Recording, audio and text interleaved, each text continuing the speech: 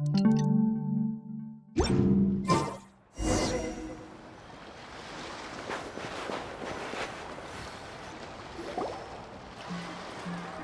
feels like a whole new Paimon after those 2 days in the hot springs. The Abyss kind of threw a wrench in our relaxation, though. Still, spending time here really has felt like a vacation. The Kaholosaurs are so nice and so fun to play with. Their bellies are super bouncy. Oh, and Atea's snacks were so delicious. She gave Paimon some for the road just this morning, actually. Yelling at some kids who got caught throwing stones in the hot springs, so not much has changed since we first met her.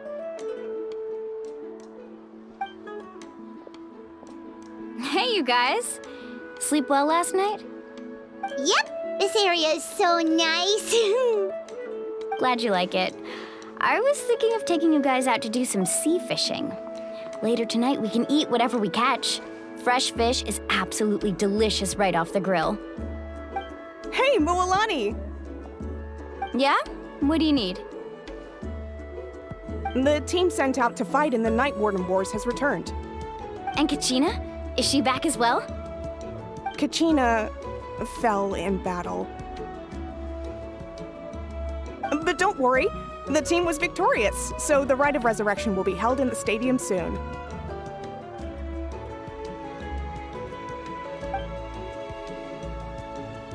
That's a relief. The Abyss is cunning, and it was her first time. Mistakes are bound to happen. Exactly. She deserves to hold her head up high. All right, thanks for letting me know. We'll head out in a bit.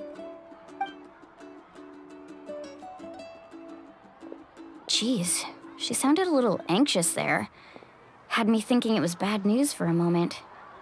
Mualani, you said the Abyss was cunning just now, but it seems like the Abyss just wants to destroy everything. Like, think about all those monsters that attacked your tribe. If there really was some sort of cunning plan, wouldn't it make more sense to send them to attack Kachina and her small team? Not that Paimon wants them to be in any more danger, it's just... Relax, I get it. The Abyss is difficult to understand, that's for sure. At a glance, it certainly seems like the only goal is total destruction. The Abyss isn't a living entity after all, so what capacity for logic or planning could it possibly possess? But through our long history of fighting the Abyss, we've realized things aren't quite so simple. 500 years ago, the Abyss invaded Teyvat. You know about that, right? That's right. Conria suffered greatly during that time. But so did every other nation in Teyvat. And Natlan was the worst affected of all. It took the combined efforts of the then Pyro Archon and heroes from every tribe to finally repel the Abyss. Even so, the effects of the invasion lingered for hundreds of years, only able to be reversed little by little. Our tribe's waters were contaminated. The Children of Echo's territory was overrun by dangerous sludge surging from underground.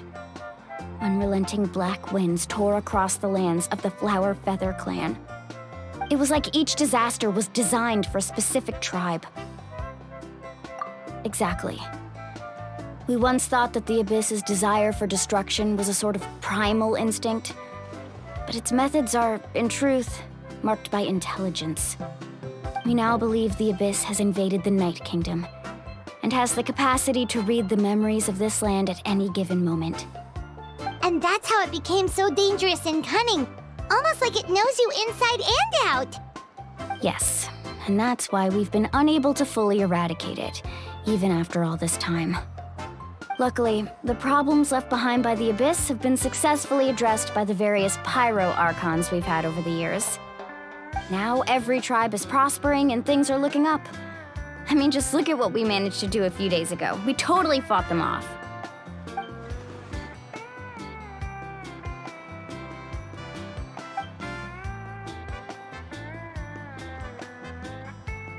You must have had to sacrifice a lot to get to this point.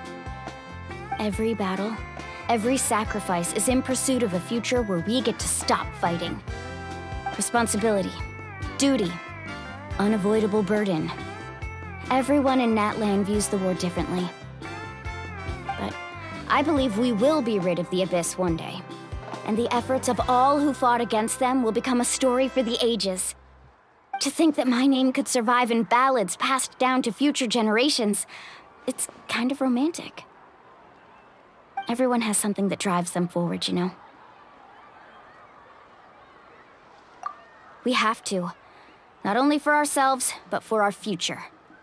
Anyway, let's head to the stadium. Our fishing trip can wait until Kachina's back with us. The sea's not going anywhere.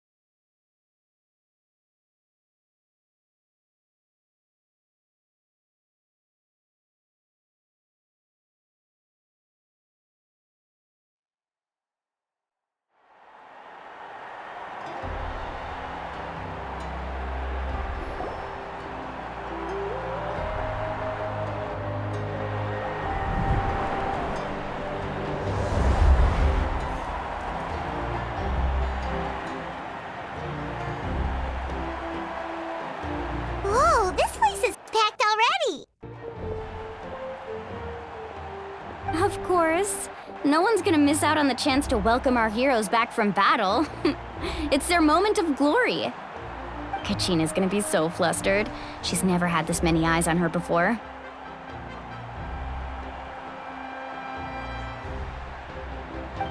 Yeah, she doesn't seem like the kind of person who likes being the center of attention.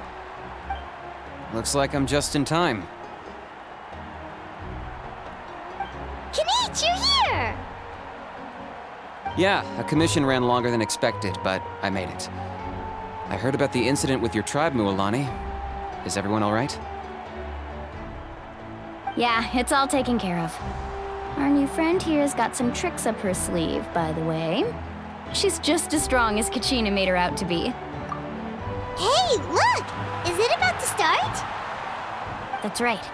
Someone will come out and recite a eulogy, and then we'll sing the Ode of Resurrection together. Come on, let's find a spot with a good view. When the singing starts, just follow my lead and you'll be fine. Let's go somewhere higher up so Kachina can spot us.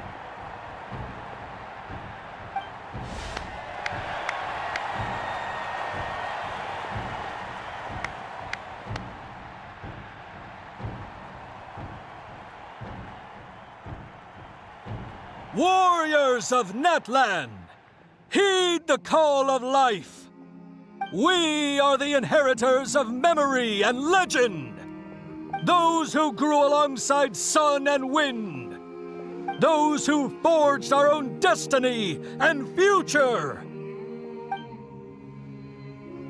That is Natlan's fire, the lifeblood of our nation.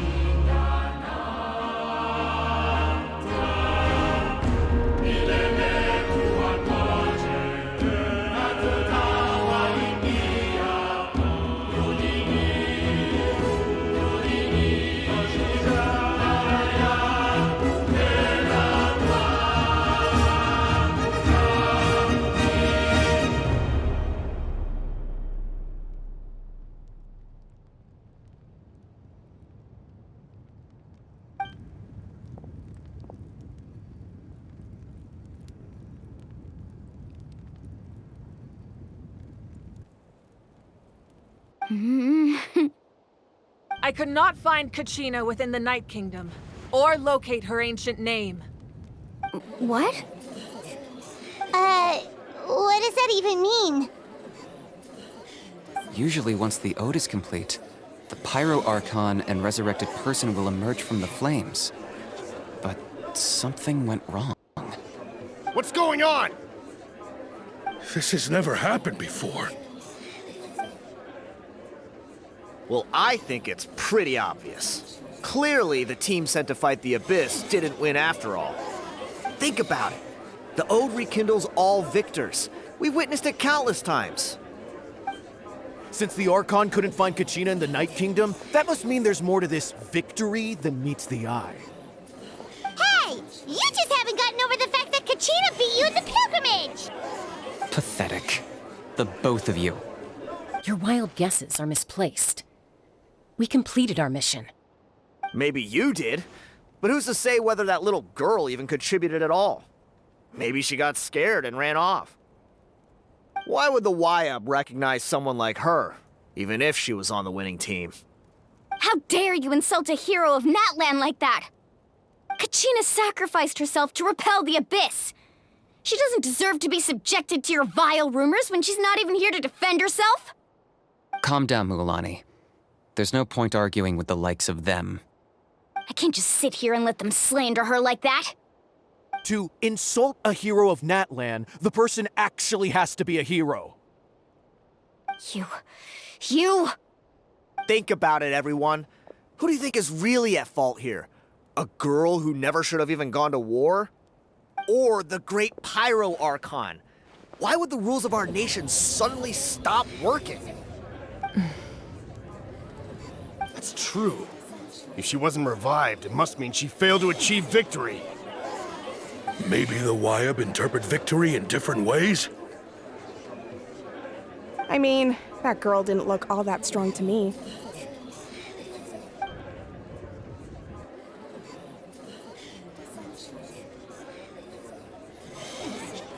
Kachina wouldn't have run! That's not like her at all!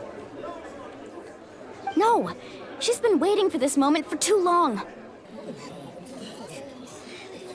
No matter how daunting the situation, no matter how scared she might feel, she's always the first person to stand up and face it head on. We don't even know what happened, so don't you dare try to use this as an excuse to vent your anger or slander her reputation. Fine. We'll find out what happens soon enough. Then, we'll see who truly deserves glory. That's enough. There is no doubt about today's victory, or Kachina's part in it. She is a hero worthy of our admiration and celebration. However, the failure of today's ceremony is undeniable. Kachina has not been rekindled, and I offer you all my deepest apologies as I continue to investigate this matter. To prevent further casualties, I have decided to suspend the pilgrimage until this matter is resolved. What? No one is all-knowing. No one is infallible, not even myself. But doubt is a means by which we seek the truth, not a weapon we wield against others. I didn't mean it that way, Archon. I just... If there are things you wish to clarify, then ask me directly. Doubt my answer if you wish, but now's your chance. You have concerns? State them. No, of course not. Even though I have said nothing to change your mind, then it would seem the truth never mattered to you at all. That guy doesn't even have the courage to answer the Pyro Archon's question. So much for all that glory talk earlier. I have a question, Archon. My friend Kachina. Do you have any idea where she is? It's extremely important to me. I know you said you were investigating the situation, but I'm sorry, that's not enough. I've already shared everything I know. If you want to learn the truth and rescue your friend sooner, you should join the investigation. So, what do you say? Of course I'll join. In that case, come see me in the speaker's chamber. We should join them. Oh, and if it's not too much trouble, could you drop by as well, Traveler? I'd like to have a chat. Rest assured, everyone, I'll keep the tribal chiefs informed on the progress of the investigation. Once again, I apologize for the outcome of this ceremony. If there are no further questions, let's part for now. Did she just ask us to come along? I believe she did. Let's go. I'd like to know what's going on myself.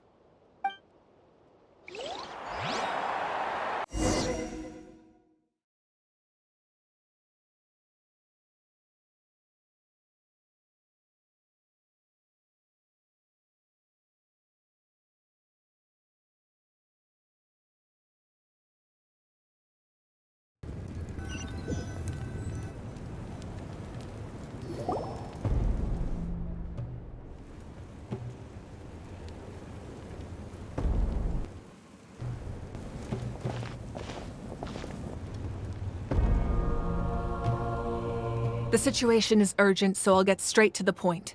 Kachina is undoubtedly a hero of Natlan, and I'm deeply sorry this happened to her.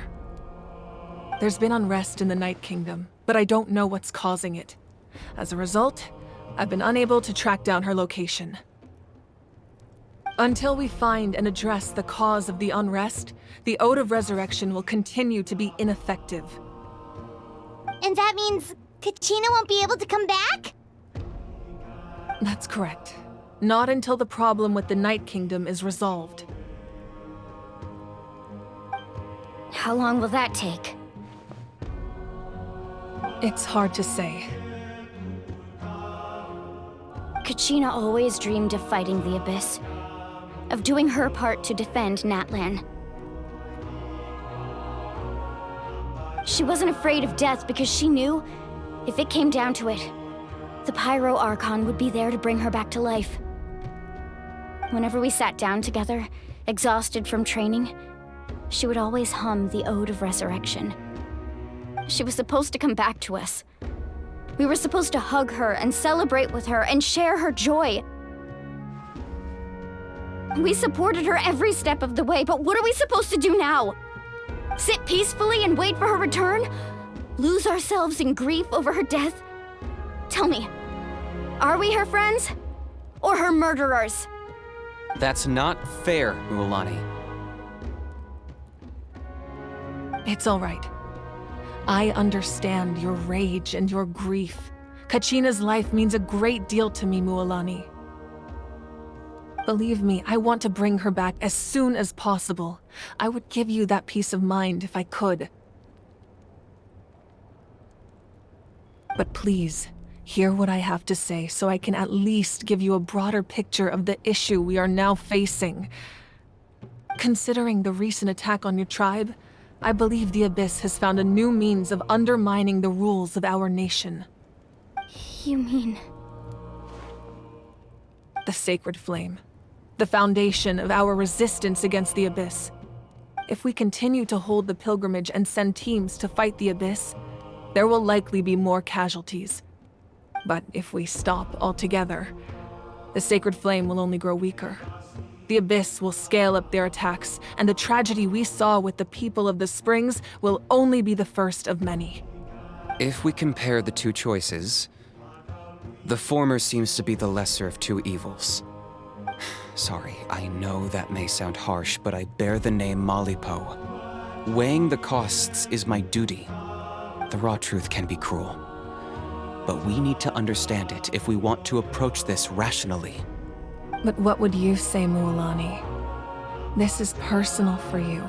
And unlike Kanich, I dare say it's not a simple case of weighing up which course of action is less painful, is it? No. I can't choose between them, and I don't want to. Saying that one is preferable over the other is disrespectful to the people who suffered. You're saying it doesn't matter whether I suspend the pilgrimage. The consequences will be equally painful. Yes. What happened to Kachina breaks my heart. But I couldn't bring myself to sacrifice other people for her sake. And that is the crux of the problem. It's not simply a matter of choosing the lesser of two evils. Either way, there will be people who suffer, and the end result will be the same. Belief in the pilgrimage will waver. Once doubt has crept in, the people will no longer unite in battle against the Abyss. And that is exactly what the Abyss wants. Their ultimate goal isn't to break the rules that make the Ode of Resurrection work. It's to destroy the people's faith in them. To prevent what happened to Kachina from happening to anyone else, we need to suspend the pilgrimage. So that is my current plan. And in the meantime, I've made efforts to strengthen each tribe's defenses. Then, we have to find another way of strengthening the sacred flame to keep the Abyss at bay. This won't be easy. I'll need time to figure out the best approach. I understand your anger, Mualani, but I hope that provided some clarity, at least. Wow. Hyman thought things were gonna get heated for a second, but the Pyro Archon took the time to explain everything so patiently. I owe you an apology, Archon. I let myself get carried away earlier, and I'm sorry. You're right. We need to focus on finding solutions. We could always hold the pilgrimage without sending a team to fight in the Night Warden Wars. That way, we would still be able to fuel the sacred flame. I've considered that, but the two events have nearly always been linked. Without the chance to fight the Abyss, pilgrimage rankings lose their prestige, and competitor numbers will drop. With fewer participants, the amount of contending fire produced will decrease, and the vicious cycle will continue indefinitely. So, essentially, the Abyss is taking Kachina hostage. You've learned about the concept of ley lines during your travels, yes? The Night Kingdom is something similar. Staying there for a short period of time shouldn't have an effect on the person. But with the Abyss in the picture, it's a different story. Your sense of self will be devoured until eventually you become one with the Sea of Souls. Imagine pouring a cup of water into a rushing river. You can try to scoop up another cup, but there's no chance it will be the same water you had before. I won't sugarcoat it. That is the danger Kachina is currently facing. Just like you said, Archon. Both of these problems need to be addressed. You can focus all your efforts on dealing with the sacred flame. I will go search for Kachina. The Abyss poses the same threat to you as it does to her. It is very possible you will not return. Knowing that, do you still choose to go? Kachina's waiting for us to rescue her. That's all that matters. I failed to protect her during our campaign, but I can make it up to her now. I choose to go as well. Traveler? What do you think? Understood. Then I'll support you in any way I can. The Masters of the Nightwind have a technique that can extract an ancient name from the ley lines. If we can find Kachina's ancient name, I can use the link between them to pinpoint her position within the Night Kingdom. Then comes the hard part. You need to visit the Night Kingdom in person and rescue her. But isn't the Night Kingdom a land of souls? Can we even go there? Under normal circumstances, only the consciousness can enter. But there is a way to go there in person. However, know that the Night Kingdom will attempt to repel you, and the Abyss certainly won't leave you be. That's fine by me. Same here. Fighting the Abyss is nothing new for me. So, Hyman's the only one who's scared? Well, if you're going, Traveler, Hyman's going too. Sitlali of the Masters of the Nightwind once created an artifact that can be used to communicate with the Wyab. We call it the Spirit Speaker Stone. It was originally used as a ceremonial artifact wielded by the tribal chiefs, but that spiritual quality also means it can be used to search for an ancient name. That was the artifact I delivered to the Scions of the Canopy a few days ago. Didn't think I'd be hearing about it again so soon. Thank you so much for your help, everyone. Your thanks are unnecessary. I will offer you whatever aid I can, but your fellowship and courage are what will truly decide the success of this operation. Besides, you're the ones helping me. I can only focus on one thing at a time, after all. Traveler, I certainly didn't expect our first conversation to be so serious. I've heard all about your accomplishments. Ever since you arrived, I've been hoping to meet you and offer you Natlan's highest level of hospitality. Why? Why? Is that not what happened in the other nations you visited? Yeah, things were pretty complicated at the start. And, you know, in the middle. But our reputation's solid nowadays. That's more like it. After all, I've heard you're someone who transcends fate.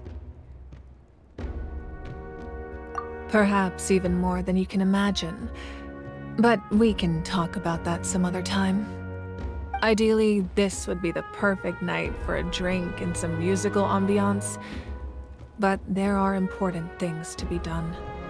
Oh, I almost forgot. Atea was wounded in the fight against the Abyss. She wanted us to give this to you. It embodies fond memories and my strength of will. That's what she asked us to tell you. She said you'd know what that means. I didn't think this day would come so soon. The flames of her life force. I can feel them flowing within the talisman. If things were different, the two of us could have enjoyed the hot springs together while she gave this to me in person. We're supposed to be hot spring buddies after all. But don't worry. This talisman means a great deal to me. I'll take good care of it, and once this is all over, I'll pay Atea a visit.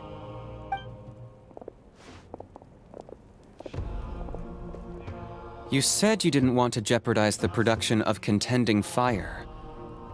But that's not at all why you decided to suspend the pilgrimage, is it? You're right. Even now, the production of contending fire is far from sufficient. The gradual corrosion caused by the Abyss has resulted in a massive shortage of pyro energy, and we're currently at the breaking point. As things stand, the pilgrimage is a lost cause. Suspending it allows us to save our strength to defend the tribes. The Abyss has brought catastrophe to Natlan, and Kachina's disappearance in the Night Kingdom is a direct consequence of that. We can't let the general public know that. No. If the public learned that Natlan's destruction was close at hand, there would be immense panic. But if I said nothing at all, they would have continued to question the integrity of Natlan's heroes. Another simple choice. The latter was clearly the better solution. But you chose otherwise. I have never subscribed to the belief that the right choice is the one with the fewest sacrifices. Let's go. There's still a way for the sacred flame to last a little longer. You mean? Yes. Come with me.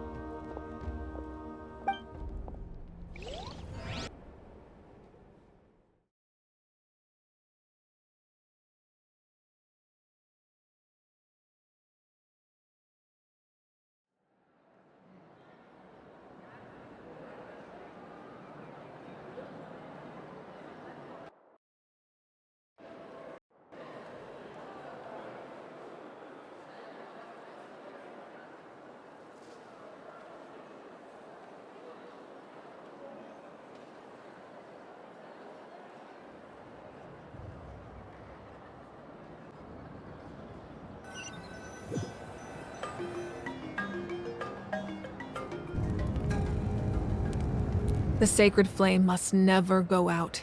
Not only does it strike fear in the Abyss, but it's also the pillar of Natlan's stability. So until our heroes are ready, I will sacrifice my power to keep it burning. But that can only last so long. I think we should focus on the remaining ancient name bearers. Don't let desperation cloud your judgment. Those chosen by the Wyab have already embarked on their destined path. It is for them to decide how that journey ends, not us. All we can do is support them.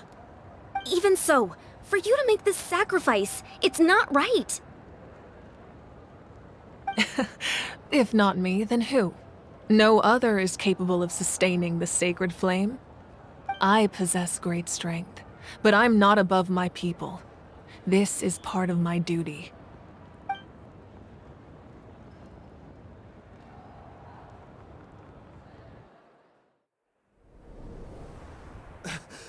Archon, it's the Fatui!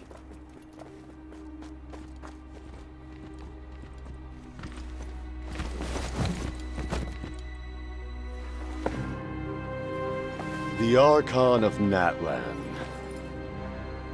A force to be reckoned with. The secret of the ley lines is no secret to me. Long have they been destined for ruin. And since the oath made 5 centuries ago remains unfulfilled, what use is the Gnosis in your hands? I don't know what you mean. But it sounds like this is about more than the Tsaritsa. In times of crisis, someone must pick up the mantle of salvation. Your plan has reached an impasse, and now it falls to me to create new rules for Natlan.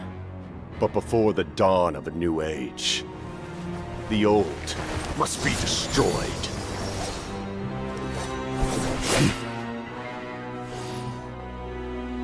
I assume that's the end of your speech? Good. People like us. Let our blades do the talking!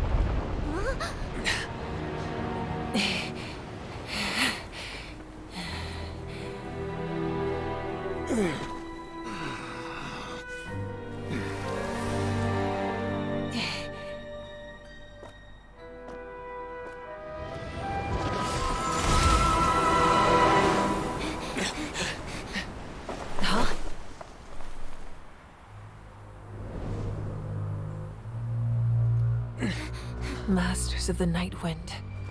Send word. The captain and his followers must be apprehended.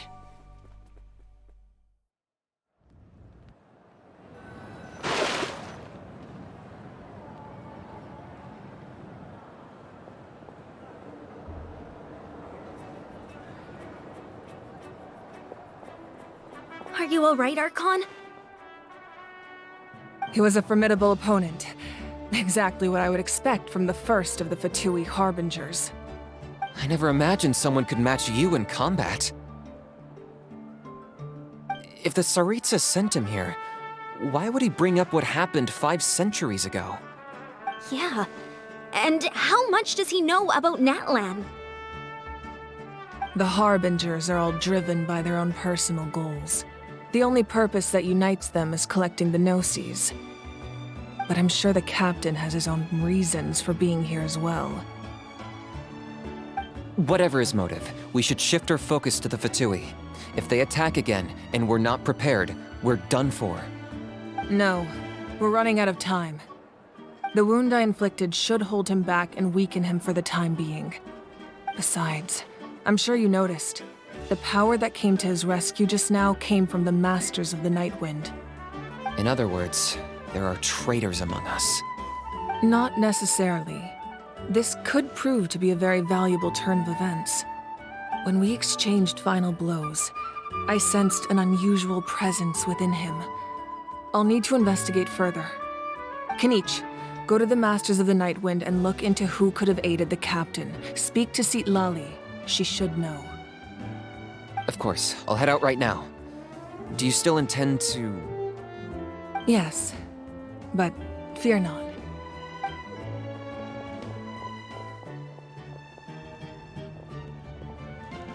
Natlan's strength has never rested solely in its Archon.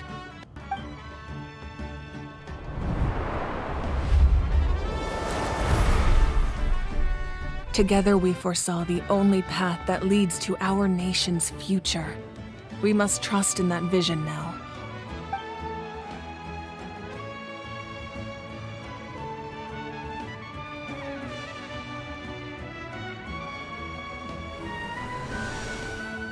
Is everything okay, Archon?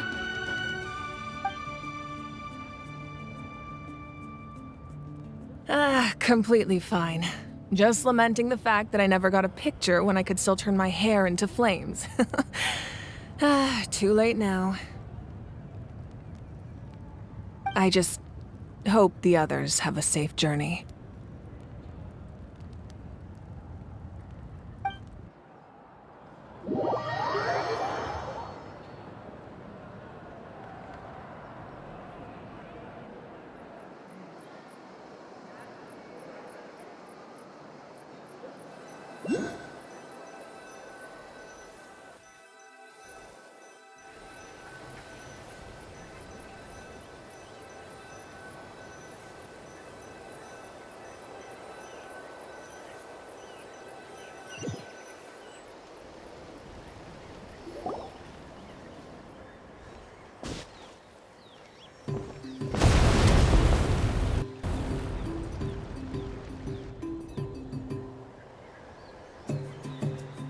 What's happening at the stadium? Did something explode? It feels like the Archon unleashed her power. She must be fighting a formidable opponent. Should we go back and check what's going on? Have faith in the Archon. She wouldn't lose in a one-on-one confrontation. Once we find Kachina's ancient name, we'll head right back. Okay, let's just keep climbing. Everyone really hopes nothing goes wrong.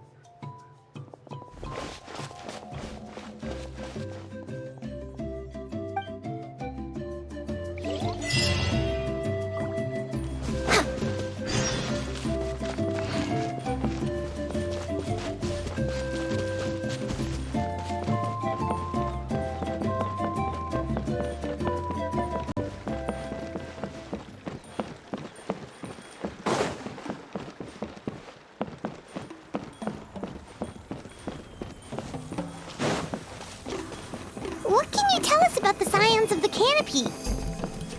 The tribespeople are very adventurous. Oh, kinda like us then! I'm not so sure. You don't strike me as the type to enjoy danger. The scions of the canopy are a bunch of thrill seekers. They love extreme sports like rock climbing, rappelling, volcano parkour, or even bungee jumping without a rope while a Yunkasaur stands at the edge and uses its tongue to catch them. Sound like something you'd be interested in? Okay, that does sound different from our usual adventures. Paimon's not doing any of that. She can just cheer you on from the sidelines.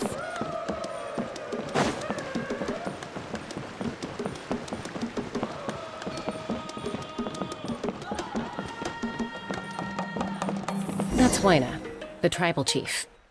Let's head over to him.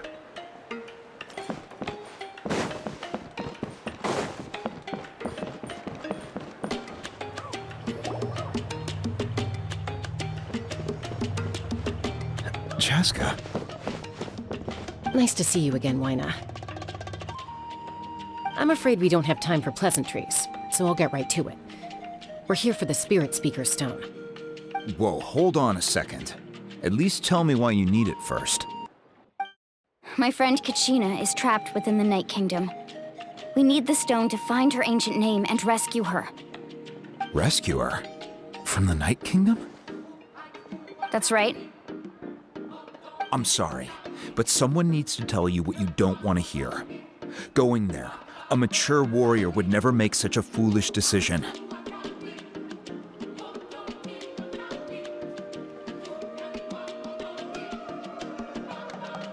The nature of battle is unpredictable. You never know how it's going to end. Losing a friend is tragic, but when that happens, the best thing you can do is focus on how to prevent further casualties. I appreciate what you're trying to say, Chief Wyna.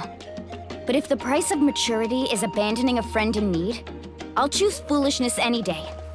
If Kachina's still holding on, then so will I. I thought you might say that. Is something wrong, Wyna? This doesn't seem like you. Life isn't complete without taking risks. That's always been your mantra. It's nothing. The Night Kingdom is a dangerous place. Can't blame me for checking if you were up to the task. If you're that determined, far be it from me to stop you. Here's the stone. Keep it safe, okay? It's not like we have a spare. Thank you. Huh. Seems like you two go way back. But aren't you from the Flower Feather Clan, Chaska?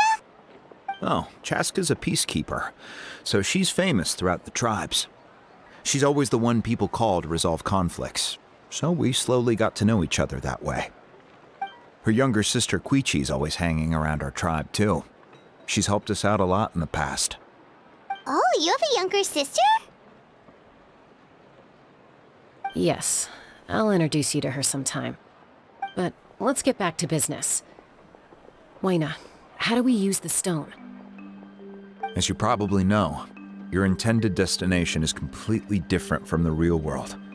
The Night Kingdom is like a river flowing with concepts, and the ancient name you seek is like a tiny fish swimming downstream.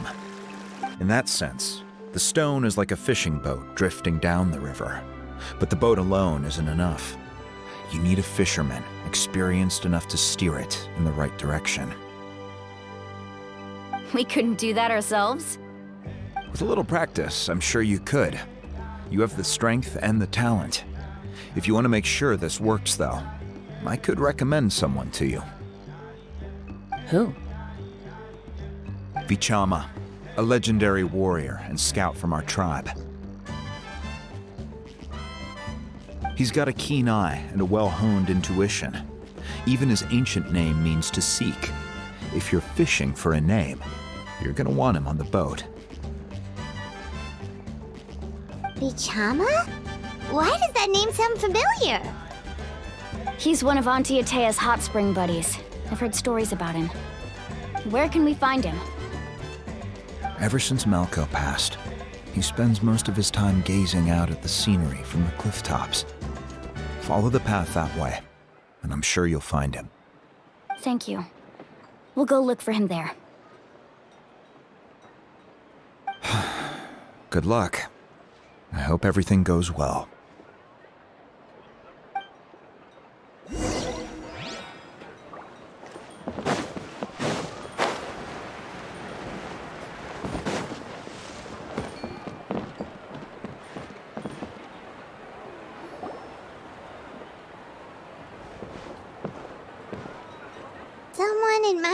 the scenery from the cliff tops. Ah! That must be him! Hello there, are you Vichama? That's me. Did you need something?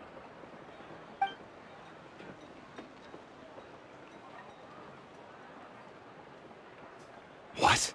You're saying you can bring someone back from the Night Kingdom? How is that even possible? No, if you really think about it, anything's possible in that kind of place. But that would mean... Are you okay? You don't look so good. Everything's fine. I'll help you, but I do have a small request.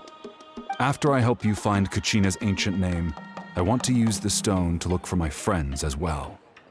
Your friend?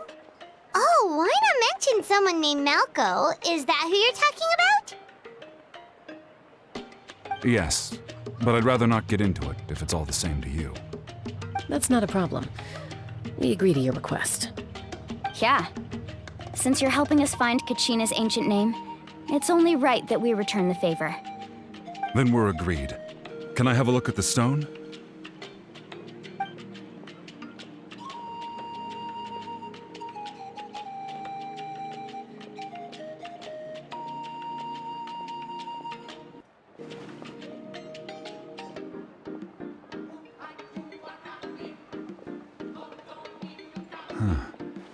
I see. From what I can tell, it functions almost like an abyssal pylon. Both connect the Night Kingdom to the living world. Once the connection is established, the abyss will come surging through the opening like a predator honing in on the scent of blood. So we have to be sure not to use it in a tribal settlement. Wow, you got all that just from looking at it? I just picked up on the basics, really. I still have no idea why it works. You said someone named Sitlali invented this. They must be a genius. I'll go find an open area and start setting things up. In the meantime, I need you to get 2 things for me. We'll go right away. What do you need? First, I'll need some hook ropes. Pretty much every store around here carries them, so no need to go anywhere special. Oh, and I need to build a net out of them, so make sure you get a good amount. Wait, are you saying you're going to use a real net to catch Kachina's ancient name? How does that work when one's tangible and one's not? By creating something tangible in our world, like a net, we can create a connection to a corresponding concept in the Night Kingdom. Basically, I'm going to use the concept of a net to catch something equally intangible, an ancient name. Oh, I see. What about the second thing you needed? Right. I need 2 chunks of obsidian. Once we bring the ancient names into our world, we'll need a place to store them. Normally, you can only get obsidian from the Children of Echoes, but I heard there's a traveling merchant from that tribe around here somewhere, so maybe you can try your luck there. Gotcha! All right, let's split up. See that clearing? Let's meet over there when you're done. Oh, and you can send someone with me if you want. In case you're worried I might take the stone for myself. What do you think, Chaska? There's no need. Lena spoke highly of you. That means you're trustworthy. I appreciate it, even though that doesn't mean much to me anymore. Anyway, it'll take some time to set everything up, so no need to rush. I'll see you in a bit.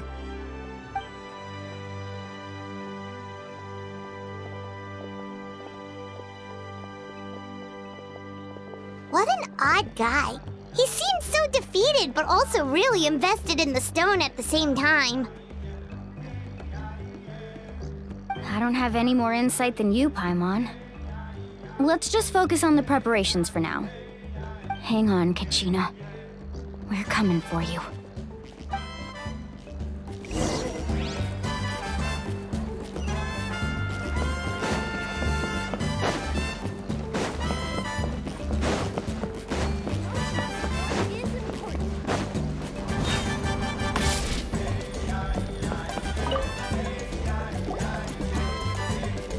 Hello.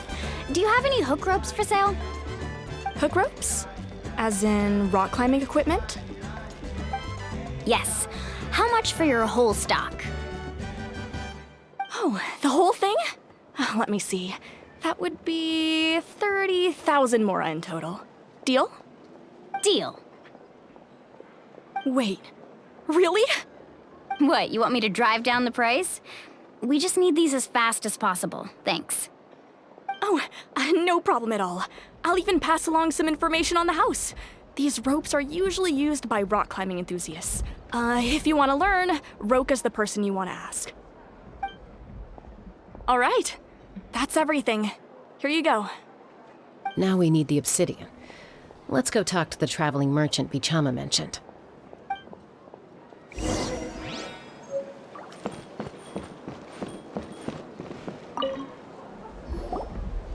Excuse me, do you sell obsidian? Why, yes. I've got a chunk for sale right over there. Perfect. Is that the only one, though? We actually need two. That might be tough. Tell you what, I'll take a look through these boxes over here and we'll see what we can find. Thank you so much. We'll wait here.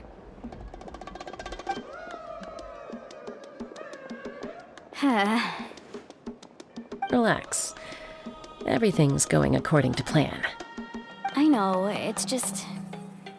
I could tell Vichama feels the same way about his friend that I do about Kachina. I hope this chunk of obsidian isn't the only one. Kachina always carries all sorts of shiny stones with her. If I was the one trapped in the Night Kingdom, she'd have a whole pile of obsidian ready in a heartbeat. Well, would you look at that? I did bring an extra. Here you go, young lady. How does it look? Perfect! Thank you. How much do I owe you? If you hadn't shown up, these stones would have just sat here collecting dust. I'll take 3,000 mora for both. Here you go. By the way, I heard you mention Vichama just now. You running an errand for him, then? How's he doing? Malco's been gone for 5 years now. It's about time he started to move forward. Do you know what happened between them? I heard about it in passing while I was out drinking one night, but I don't know all the details. Vichama and Malco grew up together, and even made a name for themselves together. Malco was an amazing fighter, capable of knocking out multiple opponents in a single hit, while Vichama excelled at scouting and analyzing the battlefield. The two made an excellent team, and managed to beat back the Abyss several times. 5 years ago, they both emerged triumphant in the pilgrimage, and were placed on the same team to fight the Abyss. But on the eve of battle, the Abyss launched an attack on their tribe, and Vichama suffered an injury to his leg while attempting to rescue someone. Then what happened? The team agreed that he couldn't fight the Abyss in his condition. Vichama didn't argue. He knew going to the front lines with an injured leg would make him a burden in battle. So they raised the issue with the Pyro Archon, and she agreed to let him stay behind. It's just... Malco and the others ended up facing hordes of abyssal monsters in numbers that far exceeded anyone's expectations. The team made an error in judgment, and they fell to the onslaught. Vichama went into a deep depression after that. He blames himself for everything. Oh, you're not wrong. But it's possible he chooses to blame himself. Not because he did something wrong, but because he wasn't able to do anything at all. I've tried convincing him to move forward, to stop dwelling on the past. But the shadow of Malco's death hangs over him still. The Abyss has caused so much suffering, and some wounds never heal. I wish there was something he could do to make himself feel better, but... anyway, that's the gist of it. Maybe you could help him talk things through sometime. I would really appreciate it.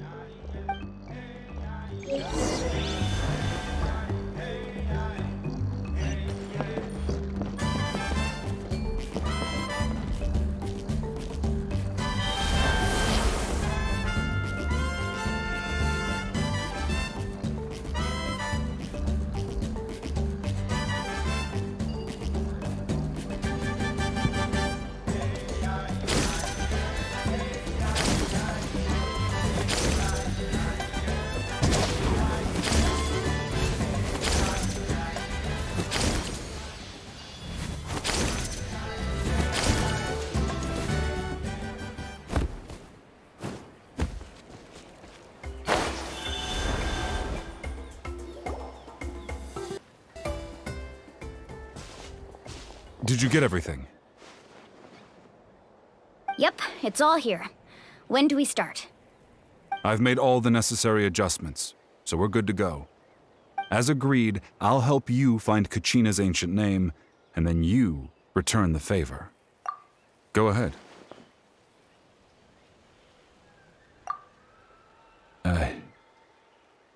Yes. After Malco fell, I scoured the battlefield to see what happened. It turned out he wasn't bested by some impossibly powerful foe. He was dragged to his grave by the sheer number of enemies. If I had been there, I would have been able to sense the danger. I could have warned them not to advance. I've always blamed myself for what happened. But when you told me about Kachina, I realized there's a chance Malco might also be alive, fighting for survival in the Night Kingdom. But that happened several years ago, right? The Pyro Archon said all life within the Night Kingdom eventually becomes one with the Sea of Souls. There might not be much hope, but I still have to try. Malco and I promised each other, even if we never managed to root out the Abyss for good, we would fight together until the end. All right, let's get to it. I'll start searching for the conceptualized version of Kachina's ancient name. If you see any fragments scattered around the area, please collect them.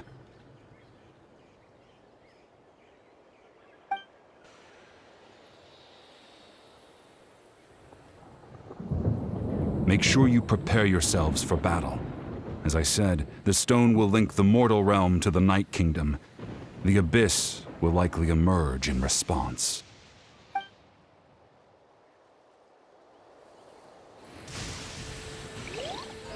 Look at that golden thing. It must be one of those fragments Vichama mentioned. Let's get closer.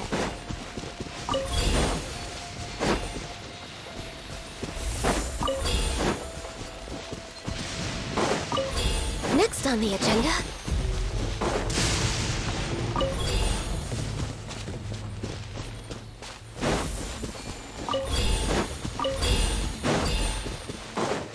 Whoa, monsters incoming! Watch out, everyone! Best denied.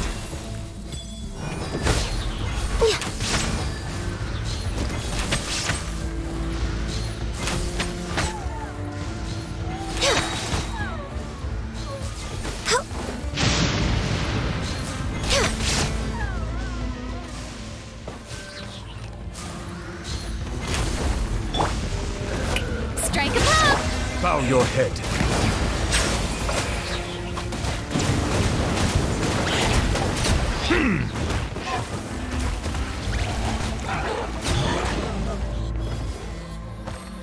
How much longer, Vichama? Not long! We're getting close!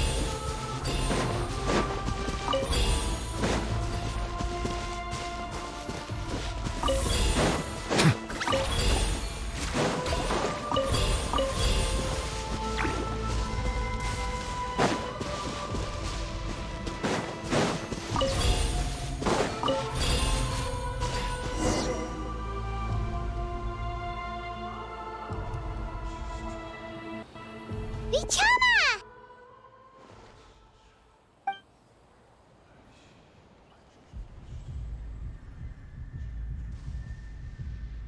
Quick! Take it!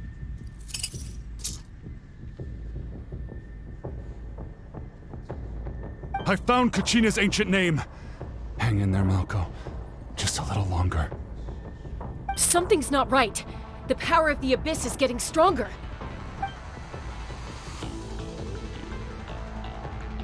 The abyss is corroding his body. Vichama, you can't keep going. You'll die. I should have died 5 years ago. I just need a little more time. Please, I'm almost there. Thank you.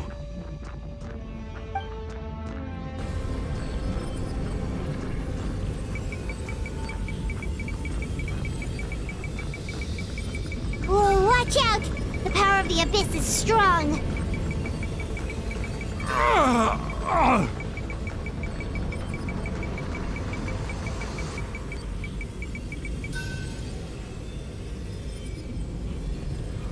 This power. Hanging in there? Malco. No! Why can't I find him? Why? We can't wait any longer. Pull him away from the stone, Mualani. I already tried, but the power of the abyss has him in a chokehold. It's like he's tied to the stone with an invisible rope. In that case, we have no choice. I'm sorry, Sea Lolly. Get back! Chaska, wait!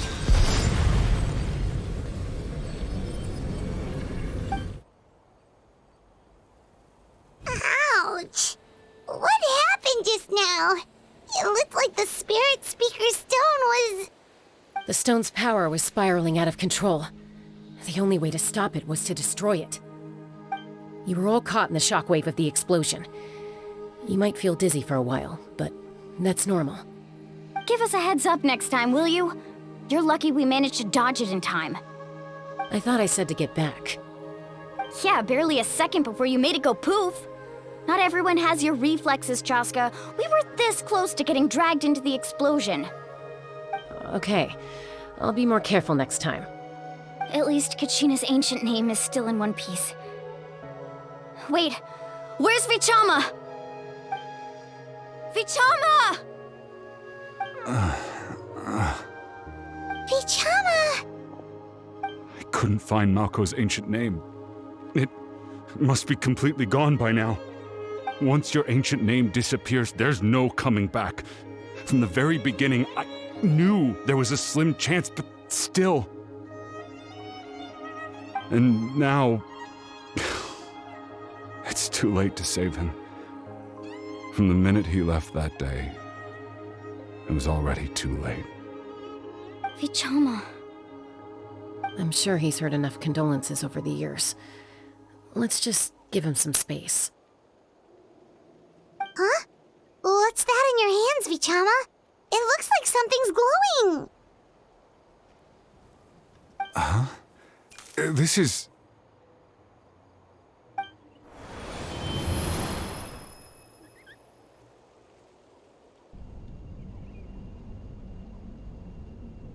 Hey, Malco.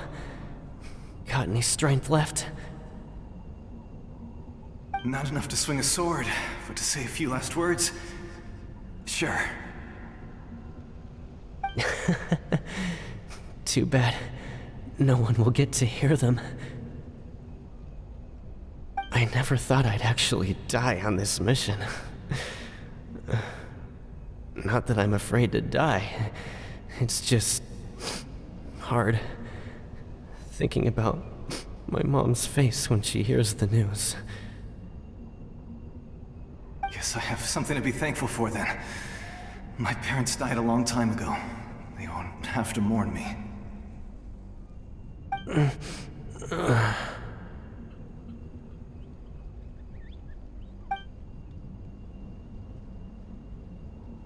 Pisak! Always had to beat me at everything, didn't you? Right to the end, you were never one for goodbyes. Maybe you're right. Maybe no one will get to hear our last words. But just in case... Vichama, I'm so glad you didn't come with us. Don't be sad. Just keep on living. For the both of us.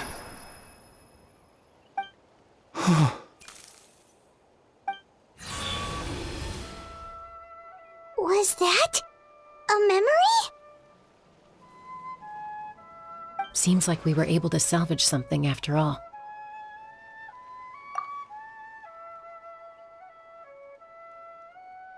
Of course. Seeing him, hearing his voice again, it makes me unbelievably happy. But it also brings with it an even deeper pain. A deeper pain? Why? Malco was always the type to put on a brave face. But in that memory just now, his hands were shaking, and his smile was forced. For all these years, I regretted not being able to fight alongside him to the end. And now I know, at the end of his life, he was thinking the same thing. Vichama! I'm fine. Actually, I heard Chief Wyna wasn't really on board with your plan to go to the Night Kingdom. When you asked for my help, I hesitated too. I knew helping you find your friend's ancient name meant leading you one step closer to danger. But I also understood why you had to try. Everyone has regrets in life, but not everyone gets the chance to make up for them. Once allowed to fester, guilt strips us of our most valuable qualities as warriors. In that sense, we might as well choose the braver path from the very beginning. If I could do it all over again, I would have followed Malco to the front lines no matter what. Even with an injured leg, there were still things I could have done. That way, even if the outcome stayed the same, I still would have fought alongside him to the end. There are critical junctures in life, and if you don't seize the chance to act, there's no going back. That's something I had to learn in hindsight. But you're still at the crossroads of your journey, so I hope you can walk away without regrets. Thank you, Vichama. I feel even more determined now. Kachina will come back to us. I'll make sure of it. I promised I would find her, and I intend to keep that promise. That's good to hear. Strange. My body, it's... Once abyssal corrosion enters the body, a portion will fuse itself to your internal organs. Even though the Traveler possesses powers of purification, the corrosion can never be fully eradicated. Thanks to her, though, you are only briefly exposed. Slowing your breathing and controlling your emotions should help you keep the symptoms in check.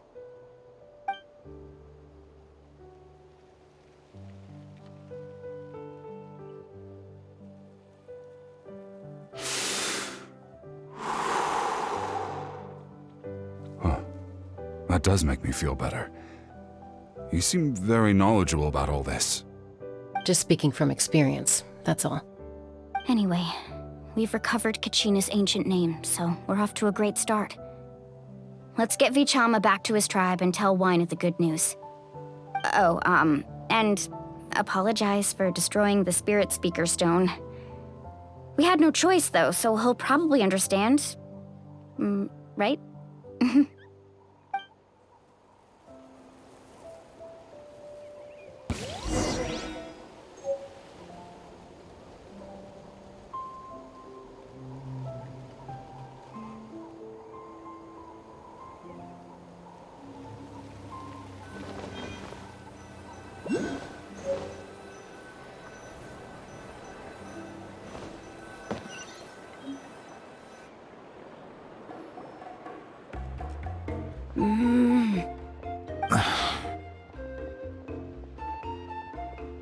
Koichi, are you really gonna just stand there like that? I don't know what you want from me. I think you know exactly what I'm trying to say, Uncle Wyna. I can hear it in your voice. Honestly, it's just one thing after another with you two. They're back. Koichi? What are you doing here? Don't play dumb with your own sister. You know exactly why I'm here. My apologies, everyone. I just need to borrow Tosca for a few minutes. You come with me.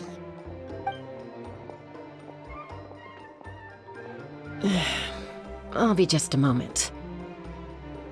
Who was that? Koichi, Chaska's younger sister. Although the two aren't actually related by blood, it's kind of a long story. It's not really my story to tell, but I guess it's not a secret. You see, Chaska was actually raised by cuckoo sores. She was afflicted with a rare disease when she was a child and abandoned in the wild as a result.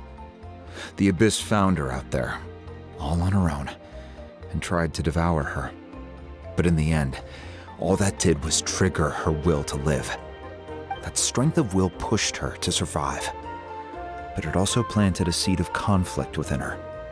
Eventually, she was adopted by the cuckoo sores. Wherever they went, she followed, getting into fights right and left. For some reason, Paimon can totally imagine that.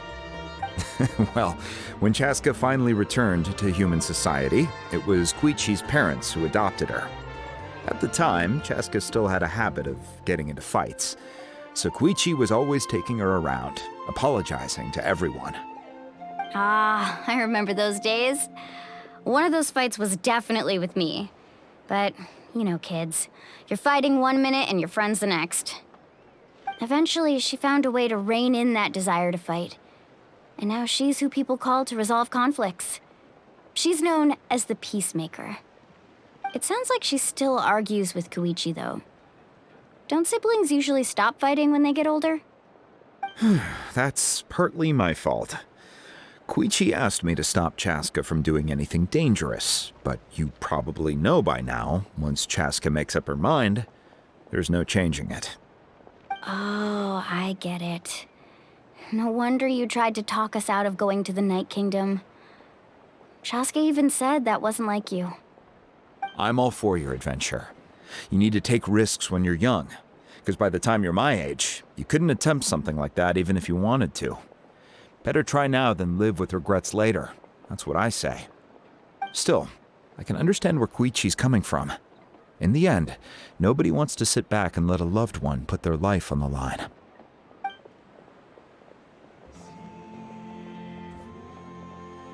All right, it's just the two of us now. You have 1 minute to explain yourself. I don't have anything to say.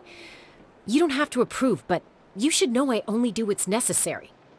That attitude is exactly the problem. It's like you don't care. You try to sneak off to the Night Kingdom behind my back and then play it down as if it's just a trip abroad. Well, technically I am going abroad, right? Again with the excuses! We agreed, didn't we? There are 4 levels of danger. If it's not something urgent, you can only engage in level 2 danger and below. You can only go up to level 3 if a situation is so dire there's absolutely no alternative. But a trip to the Night Kingdom? If that's not a level 4, I don't know what is. And you were just going to sneak into the place without saying anything. What do you mean, sneak into the place? I always planned on walking in there with my head held high. You bought off Uncle Wina, didn't you? He promised me he'd stop you from doing anything dangerous. Oh, it's like he didn't even try. You feel like he went back on his word. What if I told you my mind was made up, and there was nothing he could have done? Not even by force. Oh, I knew it! So he did try to say something, but you didn't listen.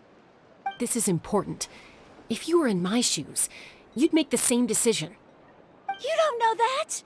I'm a doctor, and I handle logistics. If you're going to waltz into a dangerous situation where you could lose control at any moment, it's my duty to say something.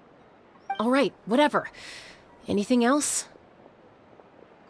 What do you mean, anything else? Why don't you reflect on what you've done and promise me you'll stay put? Time out. Is this one of our normal arguments or a serious one? Chaska, does it sound like I'm joking? Then, you need to know something. What happened to Kachina was partially my fault. I can't leave her there to die. That's not who I am. But the person you become when you lose control, that's also not who you are. That's a different issue. You said it yourself. A person is only as good as their morals. If I want to live in Natlan, I need to display qualities that make me worthy of this nation. also told you that managing your condition is equally important. Sometimes you have to make sacrifices. All right, let's stop this here. If we keep going, I might actually have to get serious. And I think Waina prefers his roof attached to his house. Is that a threat? That sounds like a threat to me. Koichi! Younger sisters are supposed to listen to their elders. So, you're really going to go, no matter what I say? I'm supposed to be your sister. Then support me. I'll be back. All you have to do is wait. Chaska. So, that's it. Why'd you have to turn out to be so darn annoying?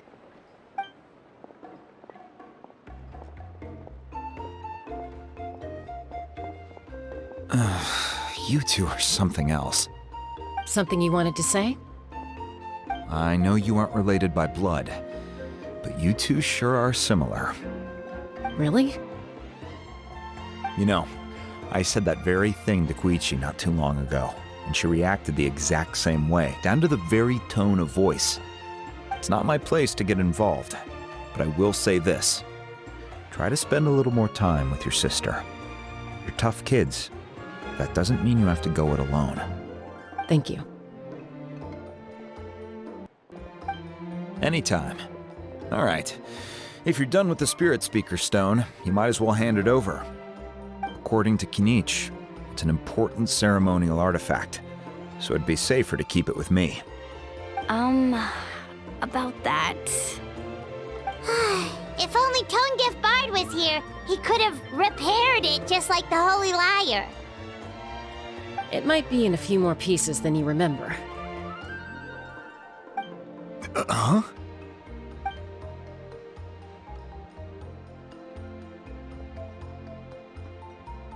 I see. Sounds like it was an urgent situation. If someone's life was on the line, then you had no choice. Still, Citlali's going to be a nightmare to deal with now that you've broken her stuff. I'll explain everything to her later. Stay safe out there in the Night Kingdom, okay? I'll wait here for your safe return.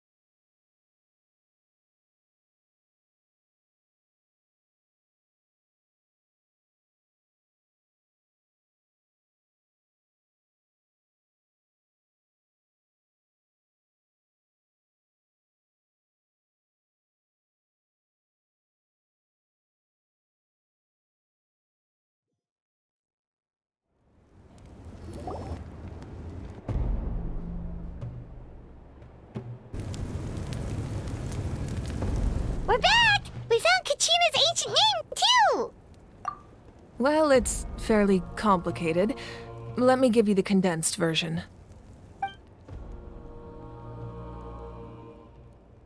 The Fatui again?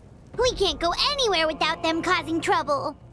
But what if the Fatui finds out you've lost your power? Won't they try to take advantage of the situation? That's why it has to be our little secret. No one else can know, or we're asking for trouble. Look, I wish I could offer you some sort of consolation, but I won't lie to you. With multiple factions closing in, there's nothing comforting about the situation we're facing. Still, all you need to do is focus on your goal. You can leave the complicated matters to me. I can also step in on the Pyro Archon's behalf. There's a limit to what I can accomplish, but I'll help you however I can. There's no need to be so modest, Yan-san. Your incredible strength has long been a well-known fact. You're the pride of your tribe. Archon, I'm sorry about before. You have so much on your plate, so much that you have to worry about. But all I could do was focus on my own feelings. You have nothing to be sorry about. We all get overwhelmed by our emotions, myself included. Your reaction to Kachina's disappearance, I understand that feeling very well. Well, now that we have Kachina's ancient name, let's go track her down. Follow me.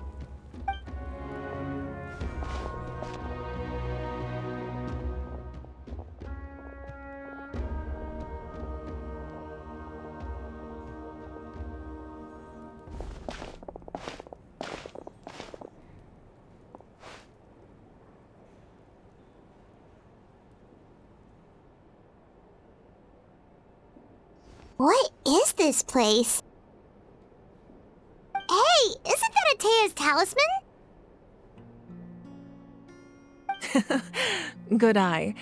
This is where I store all the various mementos I've collected. Whoa. I've never seen this place before. There's so many things in here. It looks like there are items from every tribe. Collecting them must have taken a lot of effort. I suppose you could think of it as a hobby of sorts. In Natlan, everyone grows up listening to the stories of heroes. And physical items do a far better job of preserving those stories than our own memory. Now, I still have some preparations to make for the ceremony, so feel free to take a look around in the meantime. If you're curious about an item, I'm more than willing to tell you about its origins. All right, we'll have a look.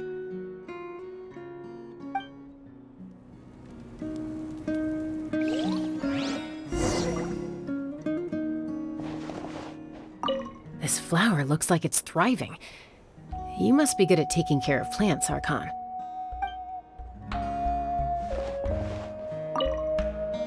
This fishing basket looks familiar.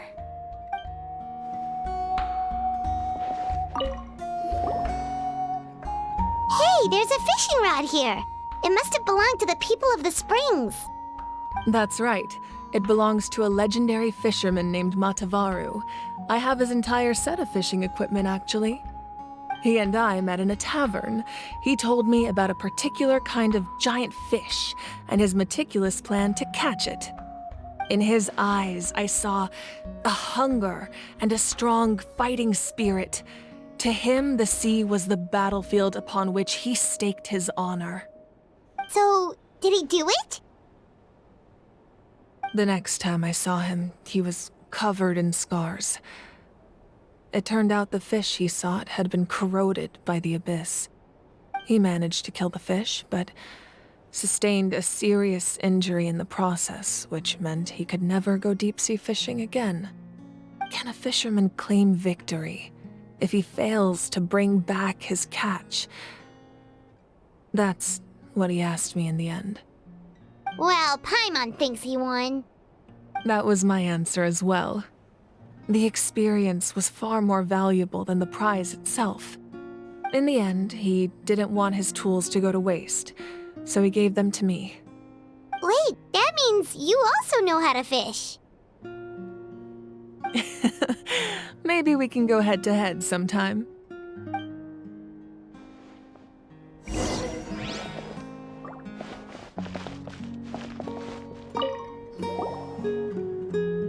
This is Atea's talisman. I'm sure you're familiar with this one already. Atea was rarely ever without it. The talisman brought her a lot of luck in battle.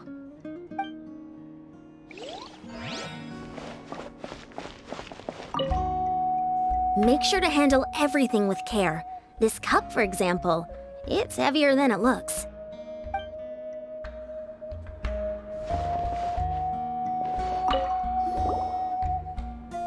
Whoa, that belt is bigger than Paimon's head!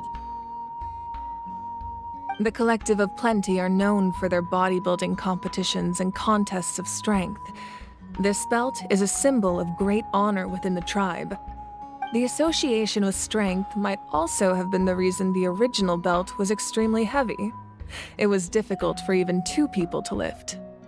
And even if a warrior had the strength to put it on, wearing it for any length of time would still leave them gasping for breath. Sounds like it. So the owner of the original belt, Kitera, commissioned a craftsman to make a copy identical in appearance but far lighter in weight. That is the belt you see before you. He would often wear this version when training in order to protect his waist. Or he made a lighter version so he could wear it all the time and show it off.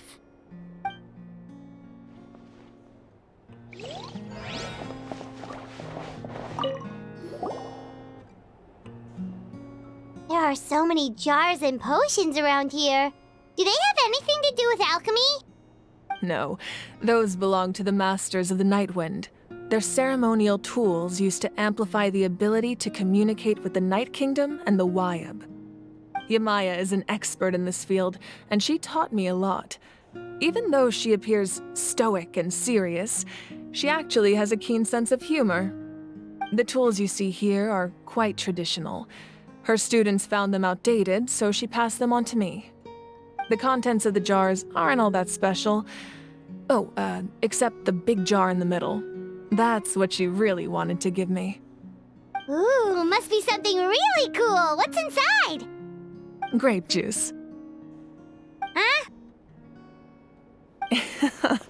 It's quite tasty, although probably expired by now.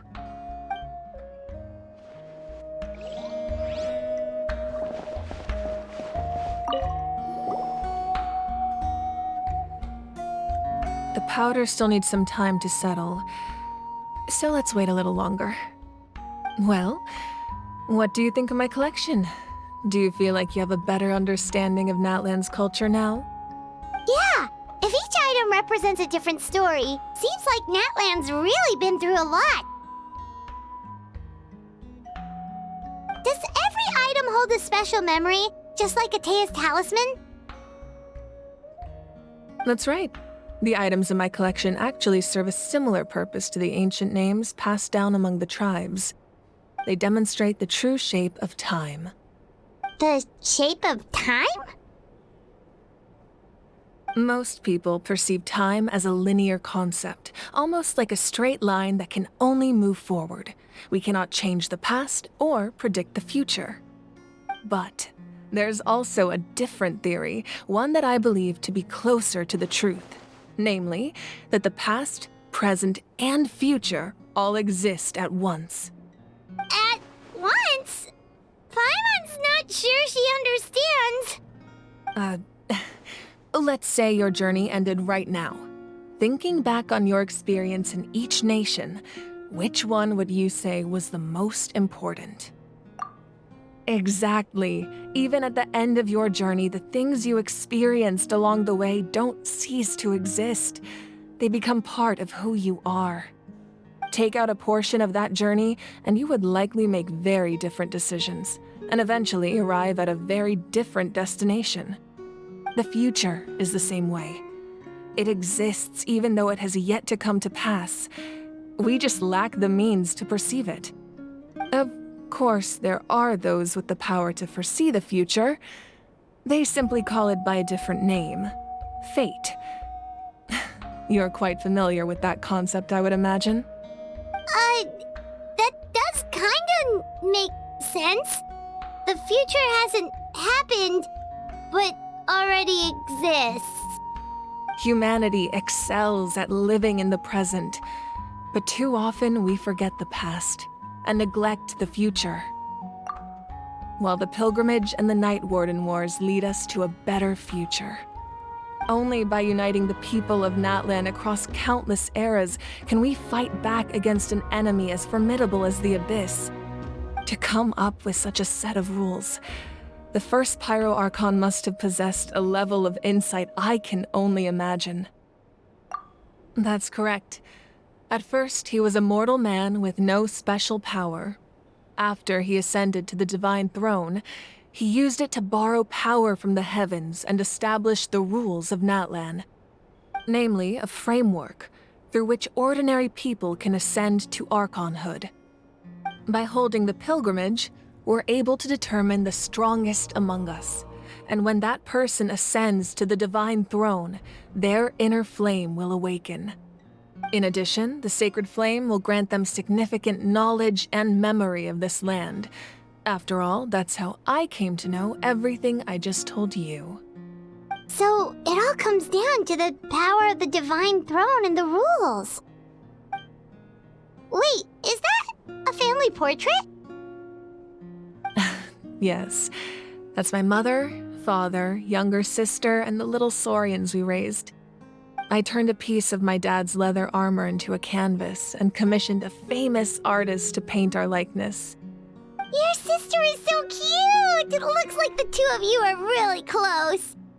Paimon was having a hard time thinking of an Archon as an ordinary person, but seeing this portrait, it kind of makes sense now. It really doesn't look like there was anything special about you before. Oh, wait, is Paimon allowed to say that? A little late for that question, don't you think? Sorry! Paimon's so sorry! Paimon's mouth works faster than her brain sometimes! It's alright. I'd never get upset over something like that.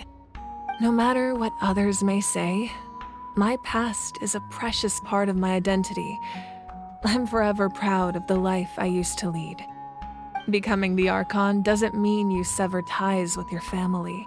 The position just comes with a lot of responsibilities, so it impacts how often you get to see them.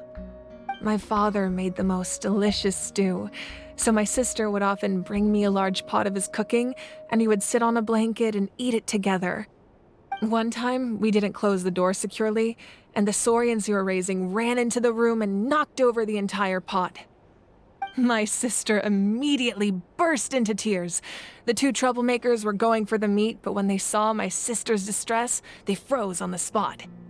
I still remember the way they laid there, sulking like a pair of children, even after making such a mess.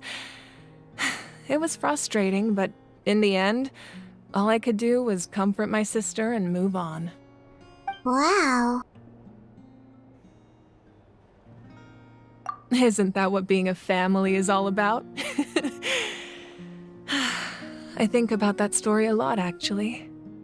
As the Archon, I made a vow to defend this nation, and experiences like that, they remind me exactly what I'm trying to protect. Well, what happened after that? This portrait looks pretty old. Your sister must be all grown up by now, right? I believe she ended up working as an architect and artist. She built many houses and crafted many beautiful works of art. Anyway, that's enough about me. Now that the powder is settled, we can begin. Ian-san, Mulani, Chaska, over here, please. Place the ancient name up there, and then we'll begin.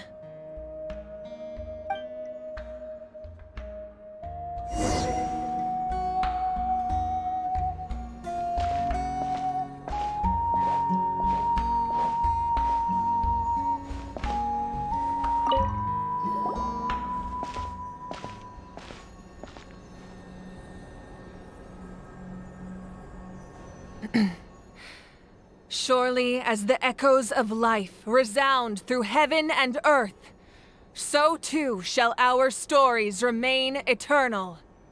Ancient name, take us to your fated bearer. Allow her to answer our call.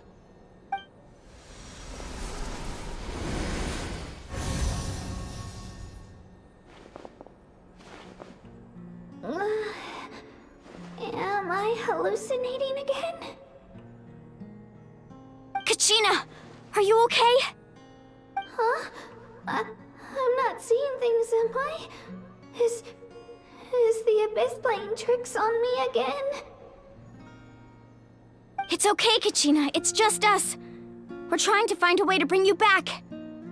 Everyone, you have to listen to me.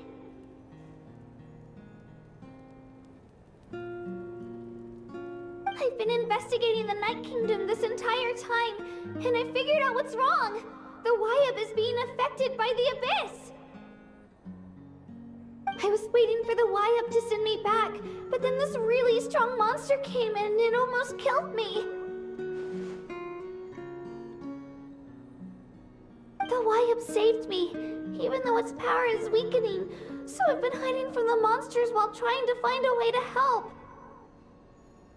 The Night Kingdom has become a huge mess, though. I keep hearing these awful sounds and seeing really horrible things.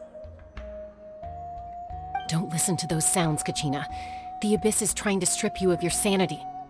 All you need to do is stay safe and wait for us. We'll be there shortly. It's okay.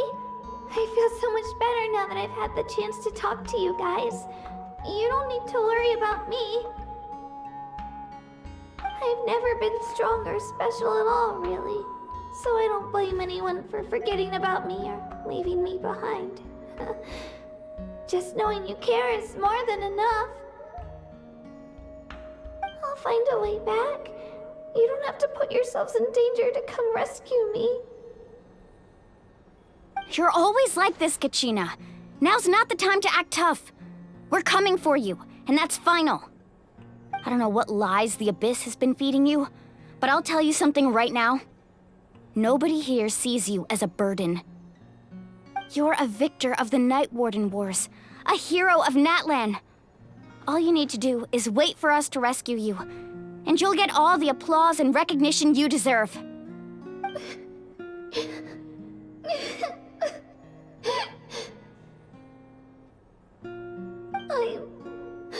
I'm really scared. Everything's so dark and creepy here. And I want to go home.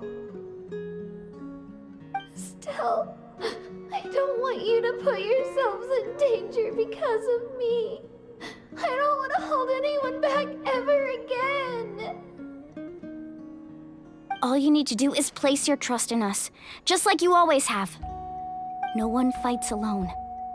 We're not leaving you behind. Not ever. Yeah, we're so close. We can't call it quits now. Thank you. Be careful. Looks like we've lost contact. Now comes the most dangerous part. You have to traverse the Night Kingdom in your physical form. This entrance to the Night Kingdom was left behind after an abyssal invasion. Even a brief amount of time inside could expose you to corrosion. I know. I'm prepared for that possibility. All right, then I wish you all the best. I'll tell Koichi to be ready just in case. She's very experienced in dealing with abyssal corruption. That face you just made. Don't tell me you two got into another argument. No, I just feel bad for creating more work for her. I'll go with them too, Archon. The more people, the stronger the party. Thank you so much for your help, everyone. It really means a lot that you're willing to brave these dangers with me. And there's no time to lose, so let's get going. Now that I've lost my power, I won't be able to provide much practical support. But I can still keep an eye on the situation from here. Eon-san, I know it's unlikely, but if you encounter a situation you can't handle... That won't happen. I hope not.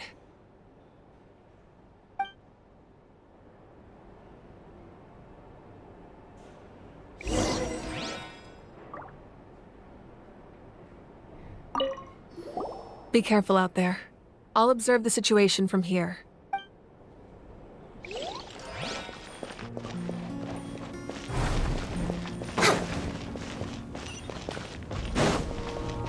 Next on the agenda...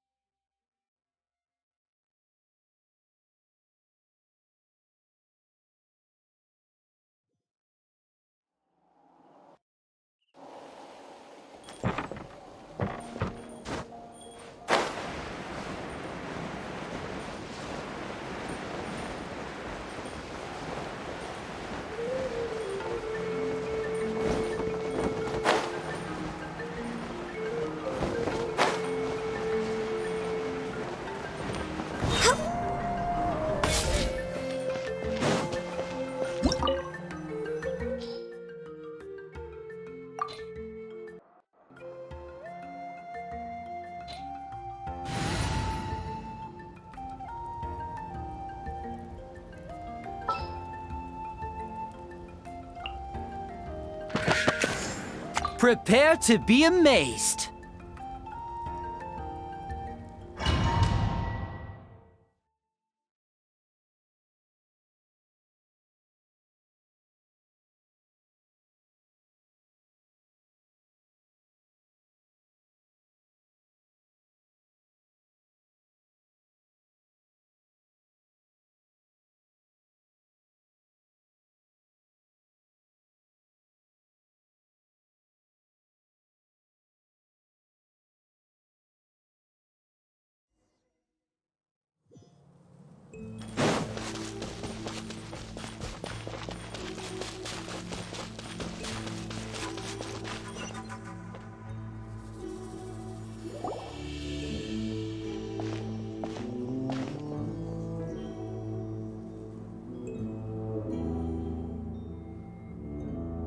So we're underneath Natlan right now? It looks nothing like Paimon was imagining. That's because in the distant past, Natlan was home to an incredibly advanced civilization ruled by dragons. Humans only established their own society after the fall of the dragons. So these are Saurian ruins? Wait, you mean like the elemental sovereigns? They had their own advanced civilization?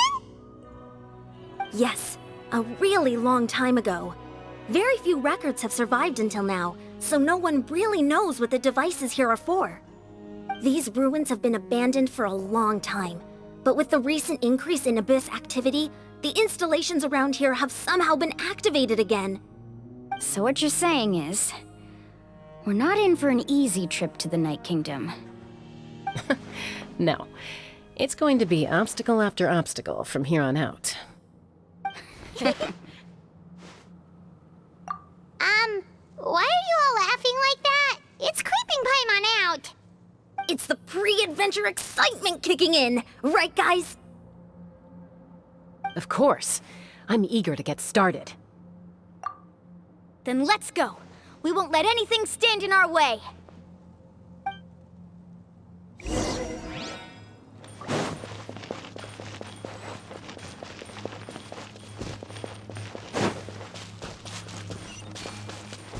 Seems like the road ends here. How should we get across? As a professional trainer, I think you could stand to build up your endurance, Paimon. Professional trainer? Paimon thought you were a warrior from the Collective of Planning. Well, that goes without saying. But I actually work as a sports coach. I provide professional guidance for many of Natlan's popular sports. And I don't just mean physical training. I design nutrition plans as well. Ah, so basically no sugar, no soft drinks, no grilled meat. Yeah, we'll be here all day if you list them out one by one. It's much faster to just focus on what's good for you. Such as? Vegetable juice. Want some? You know, Ian-san, Paimon feels like the two of us might not see eye to eye.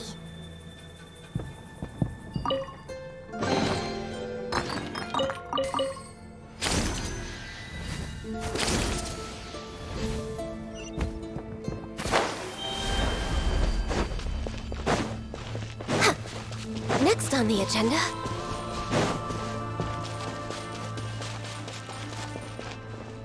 Those guys look familiar. We've fought them before. Let's go. Show no mercy.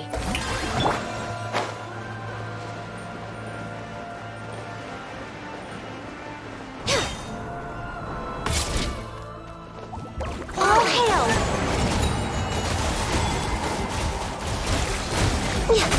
Settle down.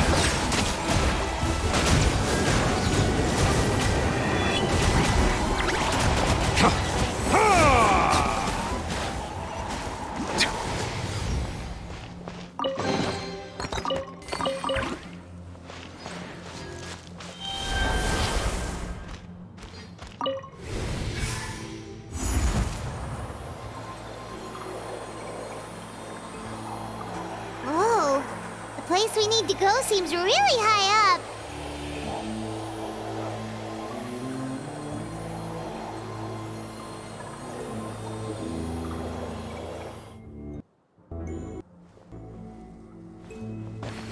Bow your head.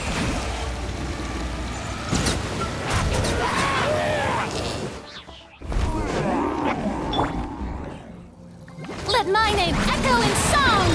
Shower me with praise! Be sanctified.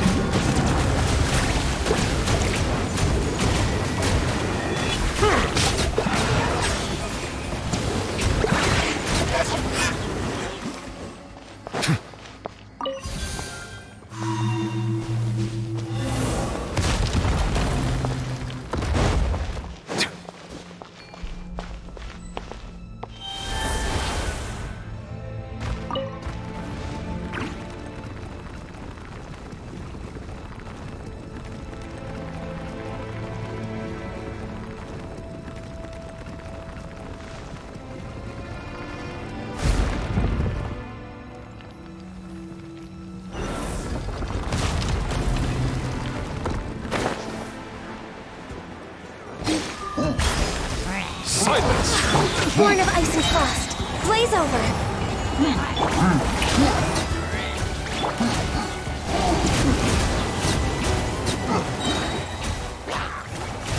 Let the mighty be humbled.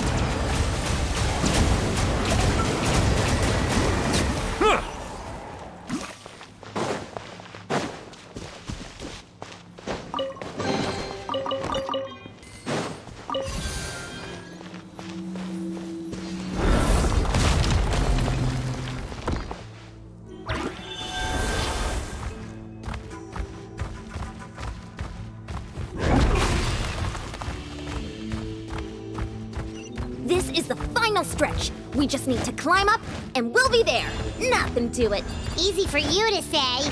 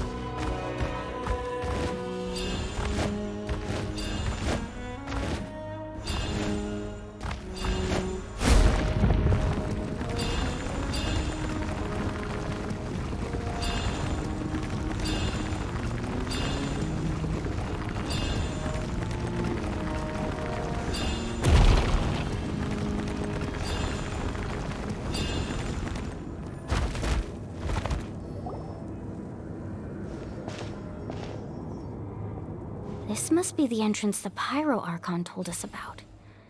The one ripped open by the Abyss. Yes. There's something in the depths of this place that feels familiar, yet also foreign. We actually have to go in there? Okay, Paimon just needs to psych herself up. Don't push her through before she's ready.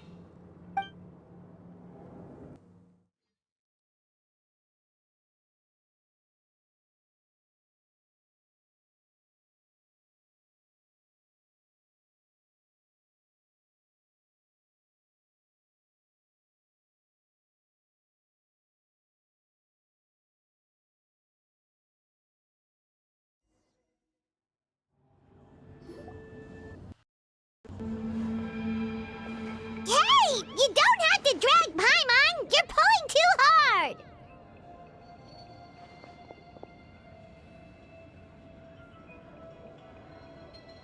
Looks like we made it. This is the Night Kingdom.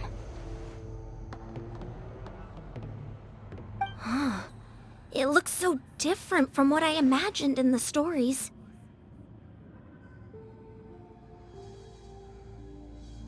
That overflow of energy is probably what trapped Kachina here in the first place.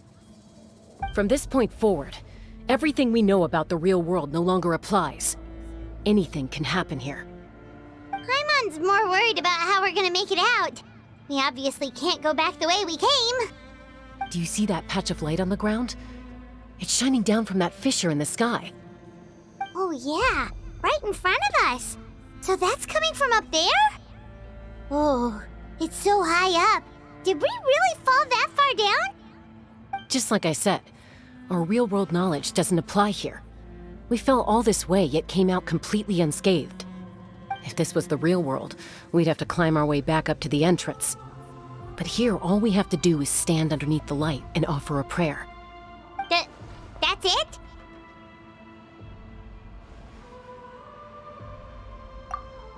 Right. We still got a job to do. So that means all we need to do is find Kachina and bring her to this location. Exactly. This light is streaming in from the real world. It's a link between the two realms. The terrain looks difficult to navigate, and the visibility's not great either. How are we supposed to find Kachina in these conditions? Yeah, these floating black things don't look super friendly either. Those are all manifestations of abyssal power. Be careful. Ghost! A talking ghost! Calm down, I'm here to help.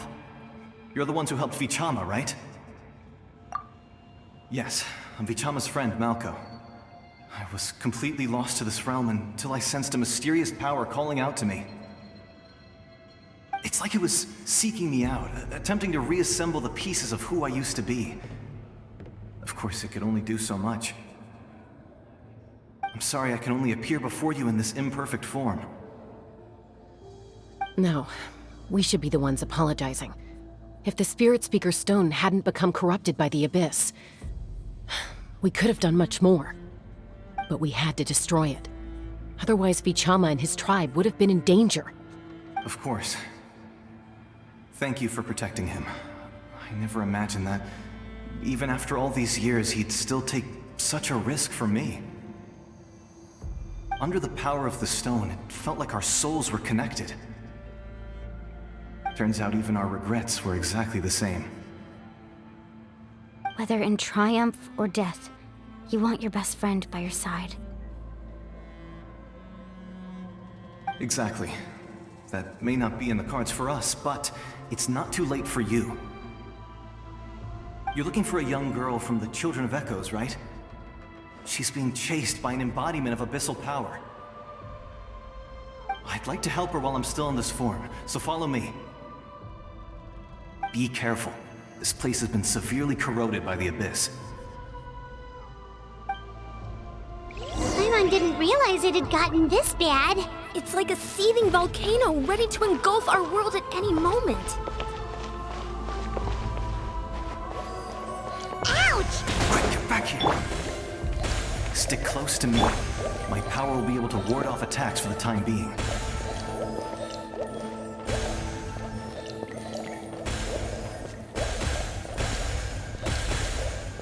We won't be able to keep this up. Let's try another route. This way.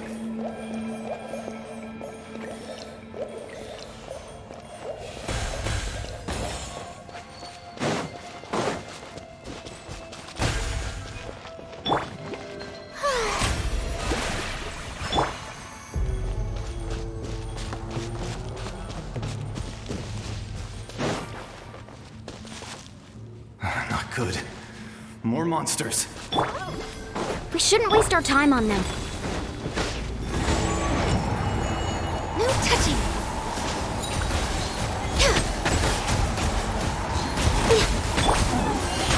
Strike a pose!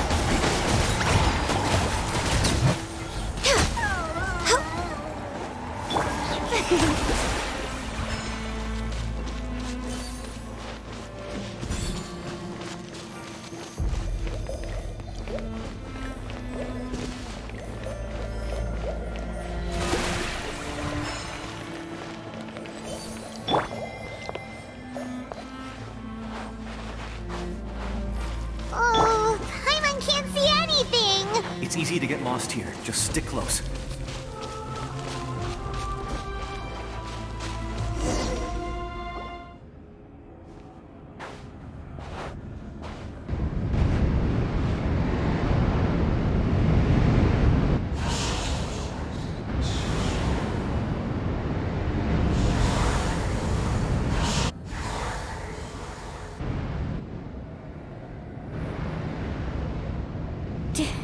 Did you hear that?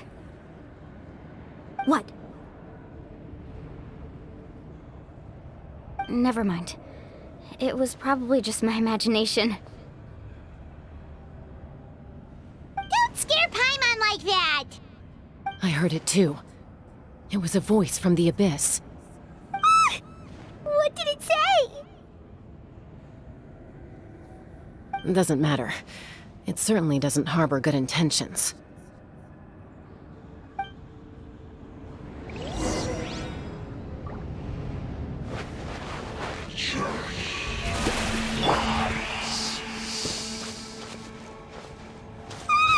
Paimon just heard it too! Let's keep going. Paimon wants to get out of this place!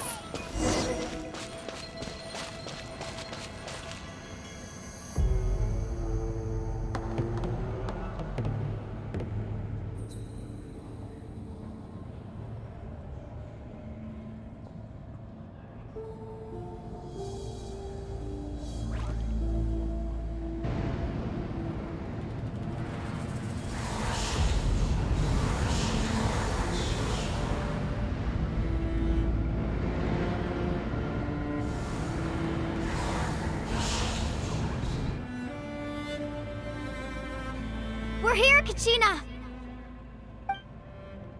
Honey? You made it!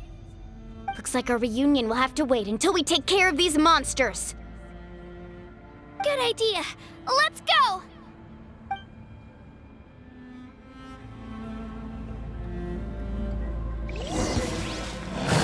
Born of Isis. Let the world collide! Settle down!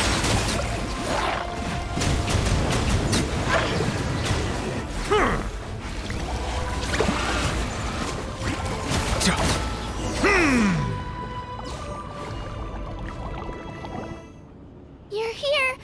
You're finally here! Thank you so much!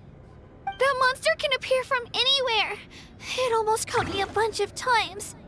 The Wyap's power helped keep me hidden, so I just tried to stay out of sight until you got here. Atta girl. You did so well. And most importantly, you weren't hurt. Should we start heading back then? Actually, I have a request. Will you come visit the Wyap with me? I can't exactly put it into words, but something's wrong with the Ode of Resurrection. And I know it has something to do with the contamination from the Abyss. That was the Pyro Archon's theory as well. Everything we've seen here certainly seems to back it up. In the Night Kingdom, there are 6 main totem poles representing the Wyap of each tribe. You can think of them like the body of each Wyap. Additional totem poles, like the ones around here, serve as proxies to which the Wyap can extend their consciousness. There are countless proxies scattered around the Night Kingdom. Through them, the Wyap can extend their consciousness over the entire realm and track down souls no matter where they roam. But if a proxy were to become severely contaminated, then a soul could become lost within the Night Kingdom. Judging by the current situation, I don't think we're dealing with just one contaminated proxy. Even if we could drive back the abyssal power from one of them, that probably wouldn't even put a dent in the problem. Still, we can't just leave the Wyap to suffer. It's protected me this whole time. I agree. We might even manage to draw out the monster that's been hunting Kachina. Getting rid of the monster might slow down the deterioration of the Night Kingdom.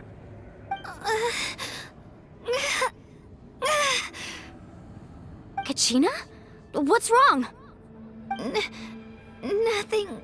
Just a headache. And that voice again, telling me to abandon the Wyap and leave this place. Maybe we really should leave. Kachina's already been here for too long. No, I'm fine. I don't plan on listening to that nonsense. I can hold on. Just up ahead. I'll lead the way. Besides, I can still fight, so please, help me out a little longer. Listen to me, Kachina. We'll come with you, but that's because we want to help the Wyap, not because we have something to prove. You don't have anything to prove either. It's okay if you reach your limit. We'll be there for you. All right. The sooner we get this done, the better. We've already come all this way, so we might as well try to get to the bottom of this. Let's go. This way. I'll stay here and try to stall the Abyss monster. All by yourself? That's too dangerous! It's all right. I may not be as strong as that monster, but I'm definitely more familiar with the area.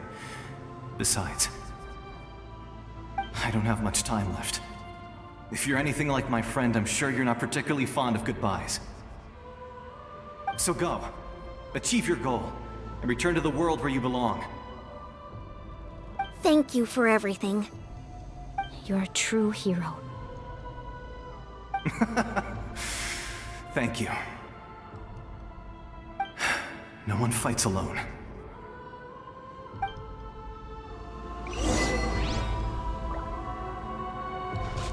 Does your head still hurt? Let me help you walk. I'm fine. You should know I'm made of stronger stuff than that.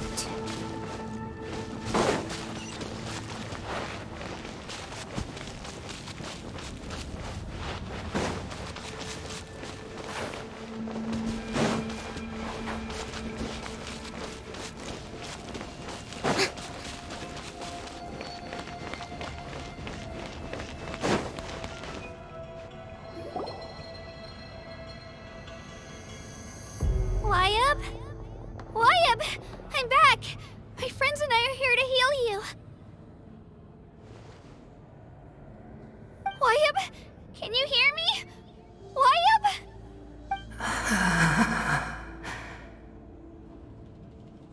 So we were right. The contamination is already too severe. It's preventing the Wyabb from answering our calls. Alright, get ready everyone! Time to purge the abyssal energy from this place!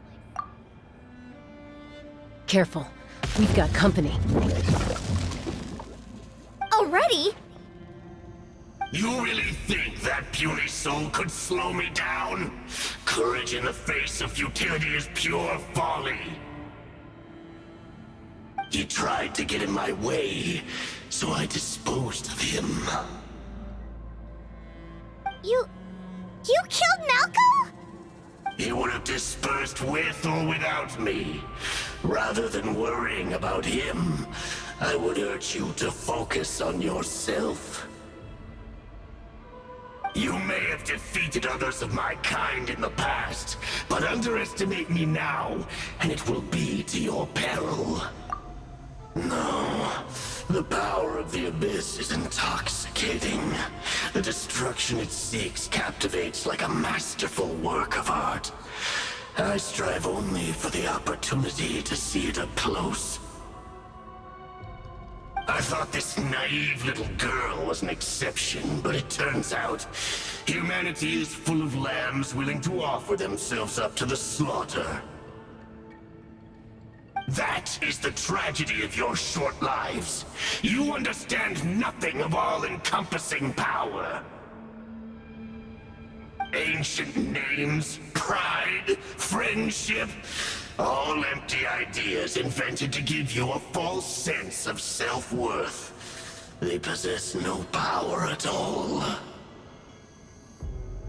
The Pyro Archon created those grandiose ideals out of pure selfishness. Anything to avoid sharing power.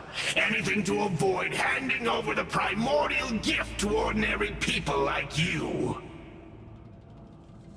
Don't believe me? Then ask yourself, why is the Pyro Archon strong beyond measure, while you, Kachina, remain so pathetically weak?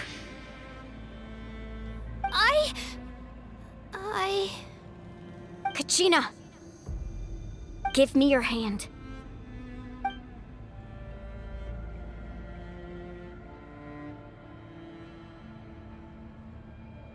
Feel that? I'm right here next to you. Thanks, Moalani. You're right. I have nothing to fear. Because I'm not alone anymore. You're right. Maybe comforting ideals don't have any power. But you also couldn't be more wrong. You've never had to work for your own strength, so you will never understand the true source of our power. What? The courage we have to stand before you and not back down? It comes from our friendship. The power lies not in the ideal itself, but in our commitment to upholding that ideal, and in our decision to stand together and fight! Well said! Let's go, Kachina. It shouldn't take more than 2 of us to handle an enemy like this. Sorry in advance, but you deserve what's coming to you! There aren't many in Natlan who can beat us when we're together. It's time he got a taste of that kind of power.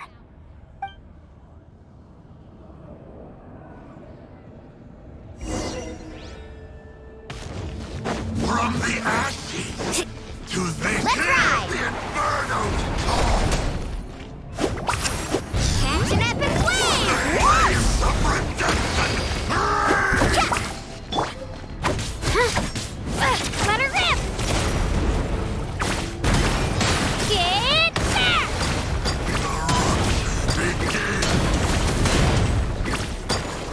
Let the flames of redemption burn! Woohoo!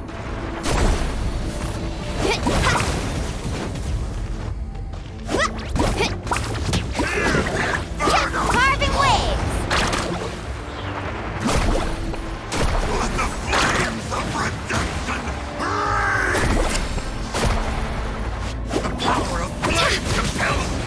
Let's go, Twirly!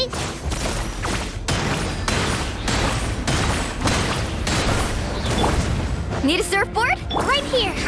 Drilling down! Let the flames of redemption burn! Faster!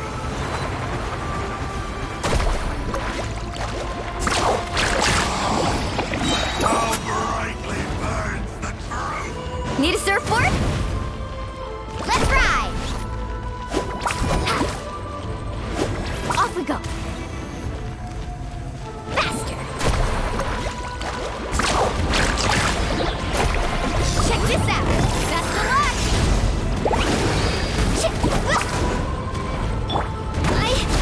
I can do it! I have to! You're woohoo!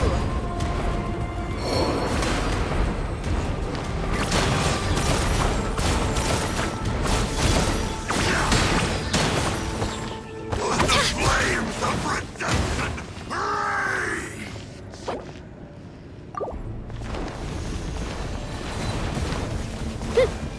Woohoo! Hear the inferno's call! Need a surfboard? Carving waves! Revelation from on high! A glimpse of the future! Right here!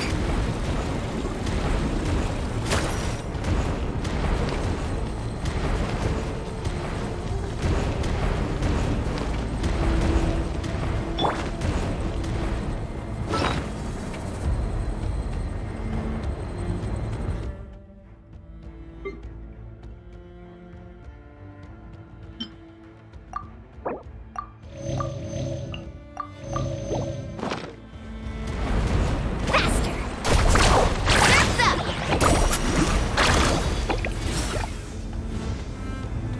The fate of this world is already. We won! We actually won! That's what he gets for underestimating you two. Fantastic work, Kachina. Absolutely fantastic.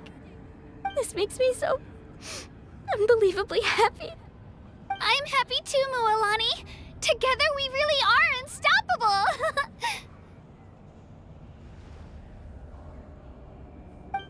Huh?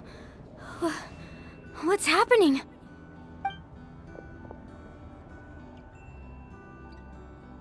My ancient name is glowing? But I thought I didn't bring it with me. It's probably a projection from the real world. But that doesn't explain why it's glowing all of a sudden. Wait, does that mean you're...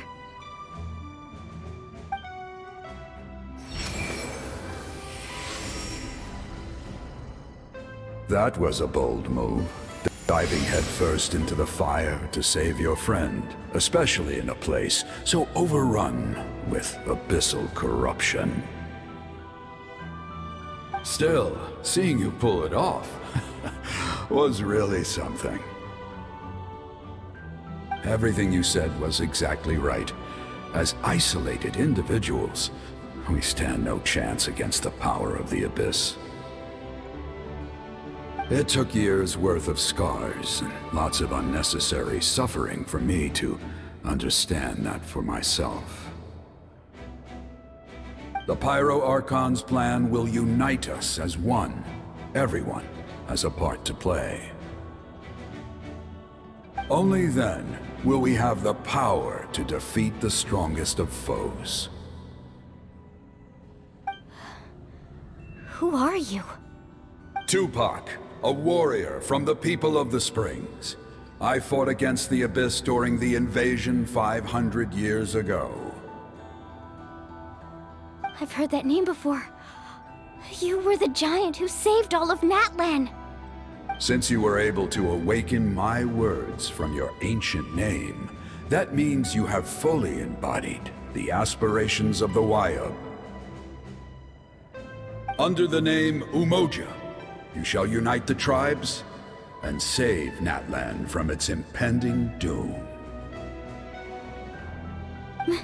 Me? As long as blood still runs through your veins, even the tiniest spark of steel against stone can ignite a flame. Its blaze will become one with our vision for Natlan. Even amid everlasting darkness, our bonds remain eternal.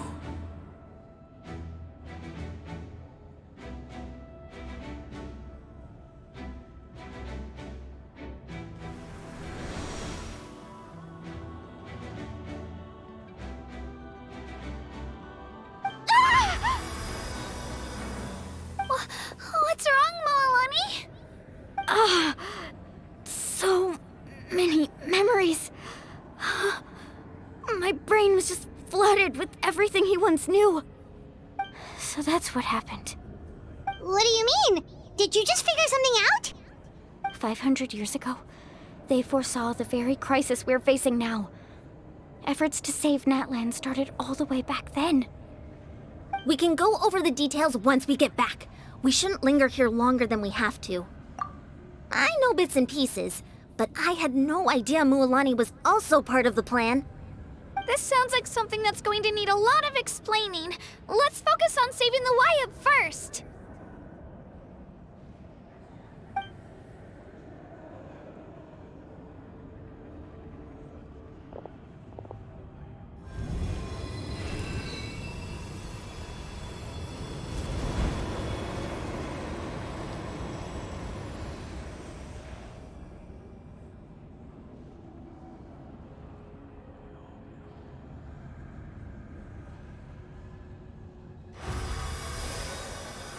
Okay, that should be enough.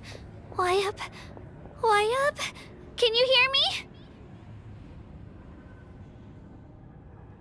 I hear your voice, Kachina, my dear child.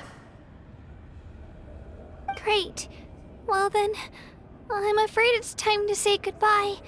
I just wanted to make sure you were okay before we leave, but we can't afford to stay here any longer. I was going to ask why you bestowed an ancient name upon someone like me, but it's okay. I'll keep searching within myself for the answer. I'll never stop trying to improve my strength. One day, I'll live up to the hero you saw in me. You are already an outstanding child in my eyes, Kachina. No matter what happens. Huh? You are all my most beloved children. It has always been my honor to protect and nurture you. Your ancient name is just that. A name.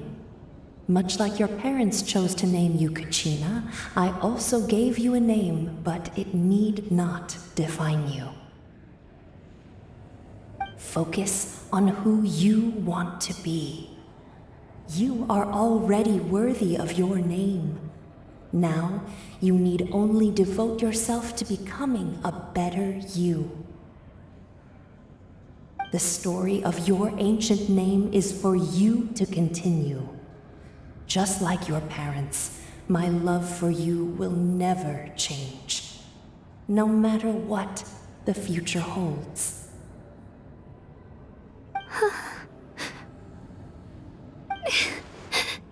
Thank you, Wyatt. It gladdens me to see the Pyro Archon's plan move another step towards completion. But it is time for you to leave this place. The situation here is getting worse. Go now, my children. Save Natlan on behalf of all you hold dear. I know we've never met before, Wyatt, but I just wanted to say thank you for encouraging Kachina. It was exactly what she needed to hear. Whoa! What's going on? An earthquake? We're out of time. It's the power of the Abyss. Quick, we need to run!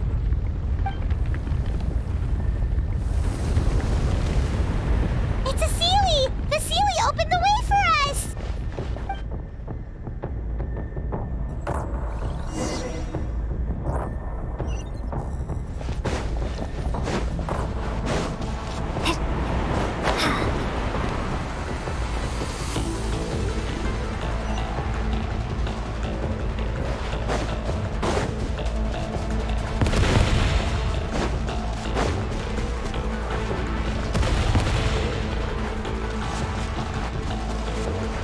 The opening in the sky! It's closing! We need to hurry, or we'll be stuck here!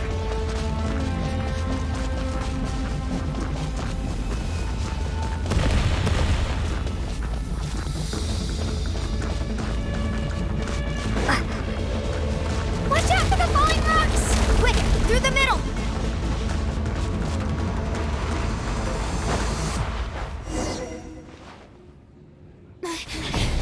Come on, faster! We'll never make it!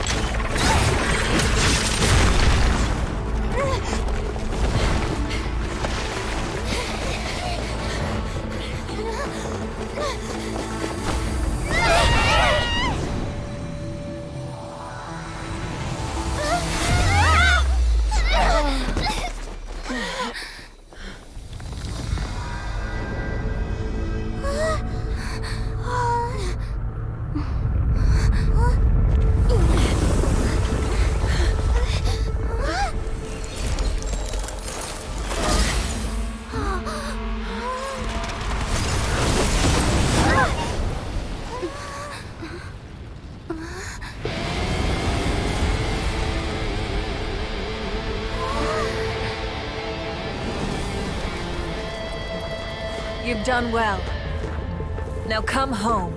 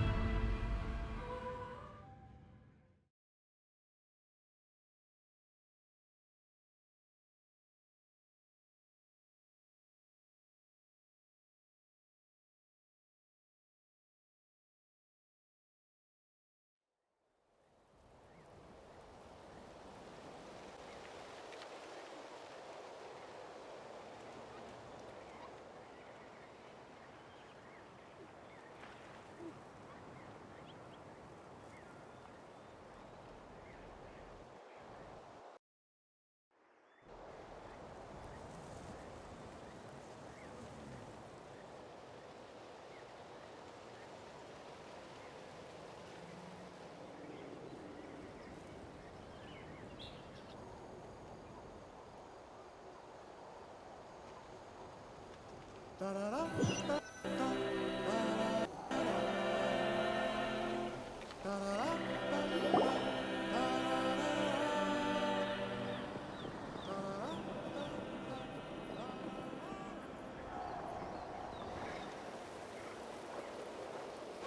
back!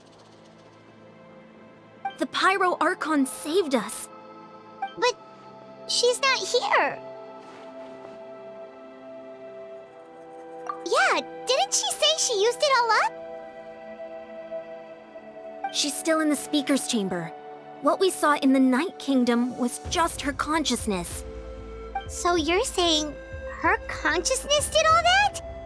Every great display of power comes at a price.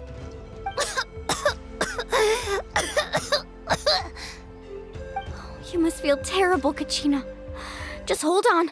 We'll get you to a doctor soon. Let's get back to the stadium. The Pyro Archon said she'd have a doctor waiting for us. I recommend getting a full checkup, just to make sure no damage gets left behind. Paimon feels okay. What about you, Traveler? Right. You always seem to do pretty well against the Abyss. Let's get going. We need to share what we learned in the Night Kingdom as well. Right. The Y-Up mentioned something about the Pyro Archon's plan. What is it exactly? I'll let her explain everything. We're all a part of the plan now. Every move we make from here on out will decide Natlan's ultimate fate.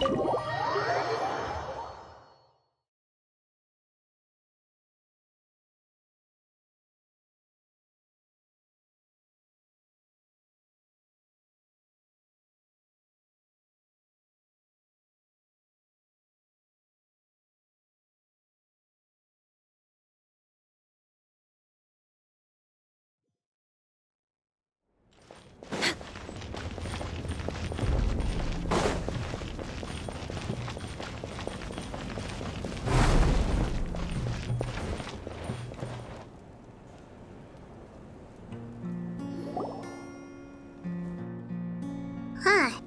There's a lot less stuff here than before. It's good to see you all here in one piece. I know you must have a lot of questions, but let Koichi check you over first. It's best not to let any lingering effects of the Abyss go untreated. Thank goodness you made it back. I came here as soon as the Pyro Archon told me about your plan. Take a seat, everybody. I'll examine you one by one.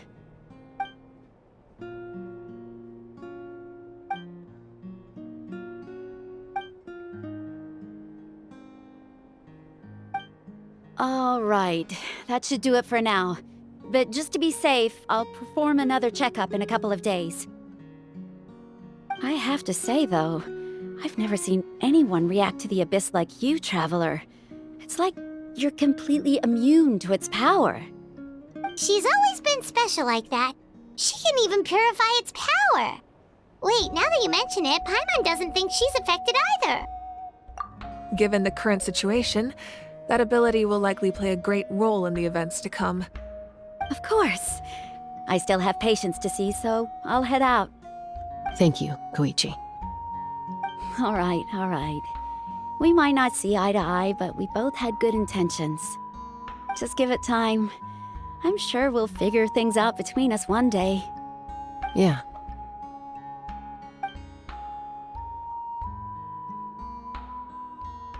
All right. There's so much to discuss, I don't even know where to begin. You've seen it for yourselves now. The devastation in the Night Kingdom. I'll get straight to the point. Natlan is on the verge of destruction. It's very possible our nation has less than a year before total devastation. Huh? No. be true, can it? That's right. But I've only ever disclosed that fact to the handful of people working with me to save this nation. Our looming destruction is not a recent development, but the inevitable conclusion of the disaster the Abyss initiated 500 years ago. Mualani told us a little bit about that. 500 years ago, all the nations of Tevat were invaded by the Abyss. Unlike the other nations, Natlan never had stable and deep-rooted ley lines, so we suffered the worst of the invasion. The battle against the Abyss was exceedingly long and brutal. In the end, victory came at the cost of our civilization and countless lives. Even then, it took centuries of solving the disasters caused by the Abyss to finally achieve the peace we know today. And still, this is but a superficial victory. The forces of the Abyss have merely been driven back underground. Their threat to Natlan remains as real as ever. I'd never have guessed. The problems plaguing the Night Kingdom are all the more complicated because that realm is essentially functioning as Natlan's ley lines. Immediately after the war, our calculations estimated that we would have a maximum of 500 years before the Night Kingdom was completely lost to the Abyss. But at that time, we were a nation of the destitute. Our people no longer believed in victory, nor did they hold hope for the future. Our civilization was dying, our faith crumbling, and the line of power passed down from the Wayab nearly severed. If we didn't bring the nation back together, it would be foolish to even dream of defeating the Abyss in the future. So, the Archon had a long and involved discussion with the heroes of each tribe, and finally came up with a 500-year-long plan to save Natlan. So that's what happened. After finding Kachina, I encountered a strange figure who gave me a series of new memories. Since the plan was mentioned in those memories, I guess I've been chosen to play an important role in it. But there's still something I don't understand. Those memories showed me the Pyro Archon from back then, and it was you. Huh? But that doesn't make any sense! The Pyro Archon is supposed to be human. It's impossible for a human to live that long. That's right. The hardest thing for humans to overcome has always been time, or rather, the natural limitations of our lifespan. A god can extend a human's life by using a certain amount of divine power, or subjecting them to a curse. But, as we all know, Natlan doesn't have gods like that. We can only rely on our own methods. A human life is like a flame destined to be extinguished. 500 years ago, I placed my life within the sacred flame. Only by dying before my time could I have the chance to wake up again. So, in other words, this is your second life? Yes. We only managed to defeat the Abyss all those years ago because the tribes came together as one. If the Natlan of the future was to have a fighting chance, the Pyro Archons that came after the war had to rebuild the decimated tribes. The goal was to reunite the people and restore the strength of each tribe's Wayab. Once a tribe was back to its full strength, the tribe's Wayab would select a hero, indicating the tribe was once again ready for war. The Chosen would then stand by my side in defense of our nation, just like great heroes of old 500 years ago. So that means I'm one of the Chosen? That's right. You bear the ancient name Umoja, the same one held by the hero from your tribe 500 years ago. It means unity. After your adventure in the Night Kingdom, I trust you've come to fully understand the meaning of that name. So in other words, you always knew who the Wayab were going to pick from each tribe? Yes. According to the plan, each tribe was supposed to have been fully restored by the time I awoke. But something went wrong along the way. The 6 heroes successfully inherited the ancient names from 500 years ago, but the intel regarding the plan wasn't passed on to them. Once again, it comes down to the deterioration of the Night Kingdom. Communication between the sacred flame and the Wyab has been blocked. Just like how the Ode of Resurrection failed to bring Kachina back. Exactly. It's just another tactic the Abyss is using against us. The Abyss may not possess intelligence, but its methods certainly aren't easy to counter. If we want to unblock that information from being passed on, my presence alone isn't enough. The ancient name-bearer must establish a greater connection to their name. So, I've tried my best to help them from the sidelines. Currently, Shilonen of the Children of Echoes, Kinich of the Scions of the Canopy, and Iansan of the Collective of Plenty have all been acknowledged by their names. During your adventure, you too earned the acknowledgement of your Wyab, Mualani. In the process, you gained the memories stored within your name. But we have less than a year! Yes, but we have no choice. We cannot start the plan until all the heroes have been gathered. That's also why I haven't been able to take action despite the urgency of the situation. But if you knew this whole time, why didn't you just tell me about my role in all this? Wouldn't that make everything go a lot faster? Perhaps, but the opposite could also be true. Knowing your destiny too early could mean failing to realize your full potential. Just like your determination to save Kachina, I hope your commitment to this endeavor comes from your own strength of will, rather than a sense of obligation.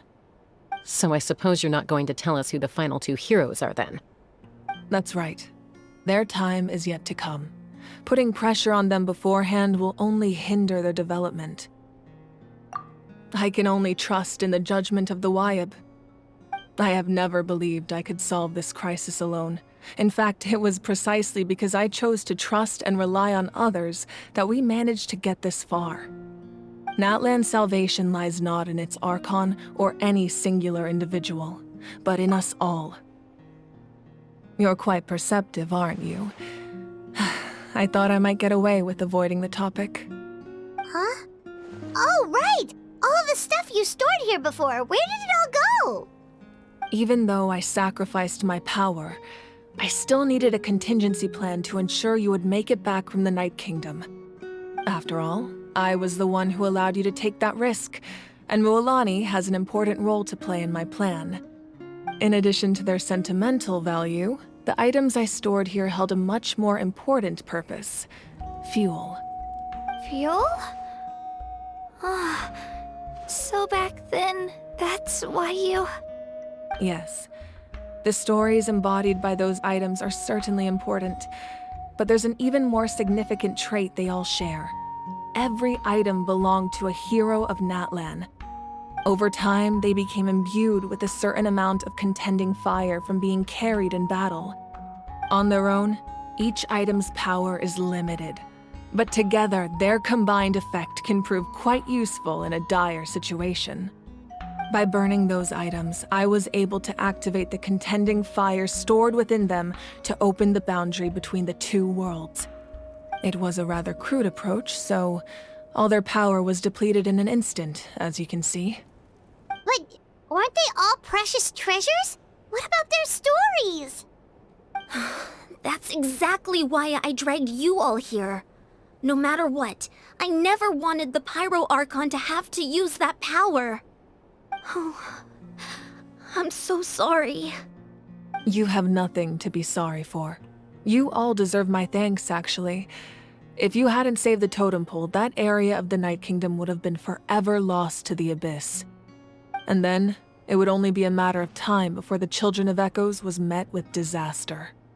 Besides, when those heroes entrusted their belongings to me, or the Pyro Archon of their time, it was out of a desire to contribute to Natlan's survival. If they knew those items helped save the present-day heroes of Natlan, they would not mourn their loss. Even when you put it that way, I still feel bad. There's no need. Remember what I told you about time?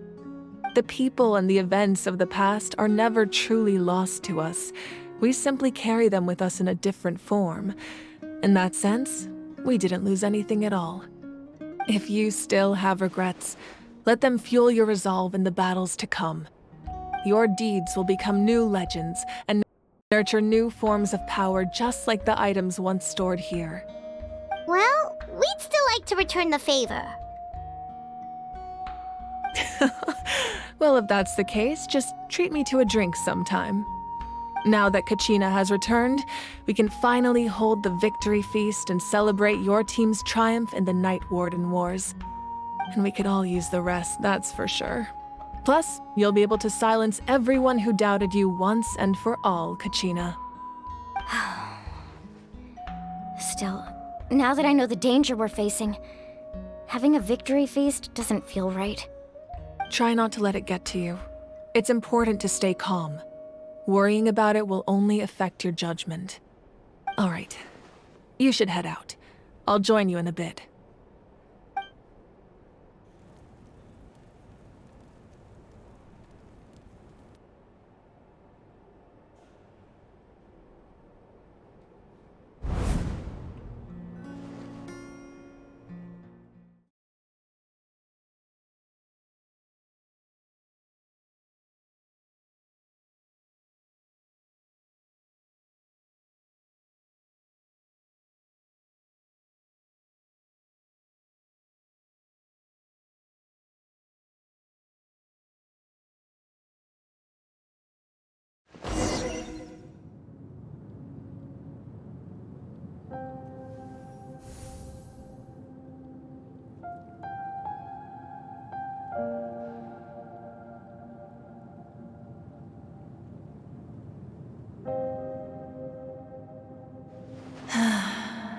When I was young, I used to sit by the hot springs and listen to the stories of warriors from all over Natlan.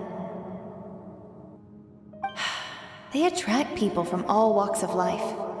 Friends come easy here, no matter what tribe you're from. The people of the springs have never claimed the hot springs as their own private property. They are there to bring all hot spring buddies together. It's been really nice, seeing the children of my tribe get older. It's helped me gradually understand the true value of the springs. I've witnessed their energy, their determination, their absolute passion for life.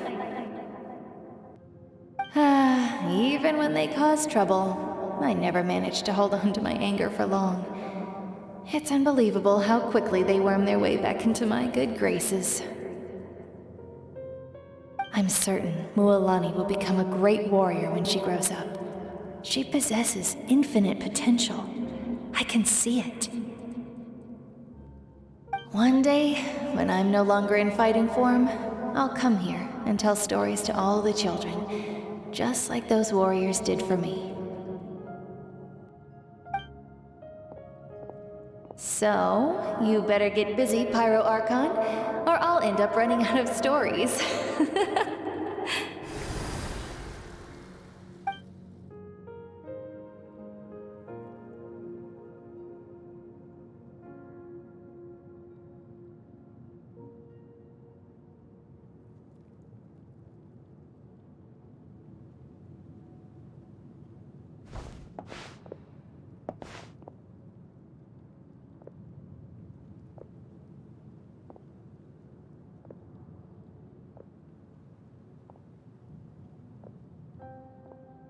Our nation is engulfed in darkness. Our tribes stand divided, and yet you promise victory in the distant future.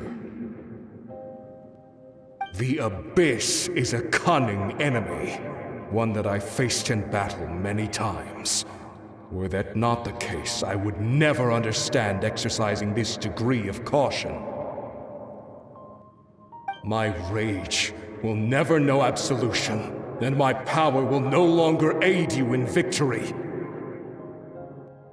But you came to me because you knew you could convince me with just a single sentence. I understand your choice. The heroes of today will forge the path ahead with blood and fire. Just remember to earn us the victory we are owed.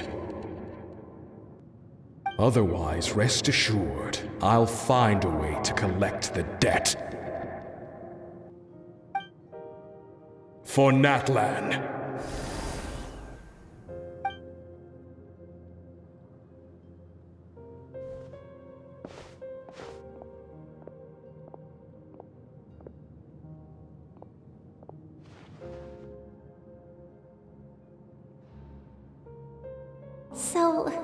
You're gonna head 500 years in the future to serve as the Pyro Archon again? But what about the you from right now? You're just gonna die? You can't ask her those questions and expect her to answer, my dear. The decision is hers to make, and she deserves our support. We will do everything we can to rebuild the tribes. Don't you worry. Even across time, we will all do our part to fight for Natlan's future. Yeah, Mom's right. We'll always believe in you, sis. Oh, seriously though, Dad should be here. Where is he? I imagine he didn't know what to say, so he chose not to come at all. Don't take it to heart, my dear. That's just who he is.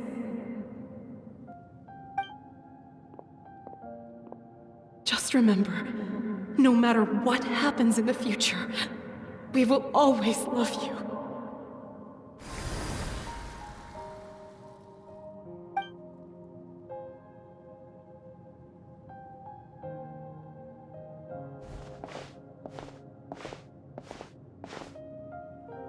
I'll come find you one day. I know I can't live that long, but I'll think of something. There has to be a way for us to meet again one day. If there's an answer out there somewhere, I'm gonna find it. So, don't forget about me.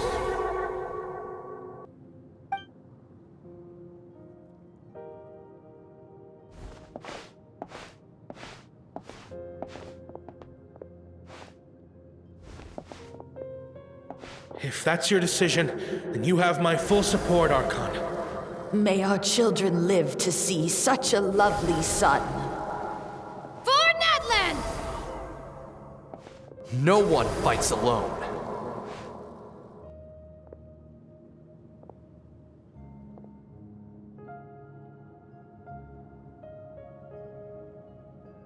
The rules are my legacy.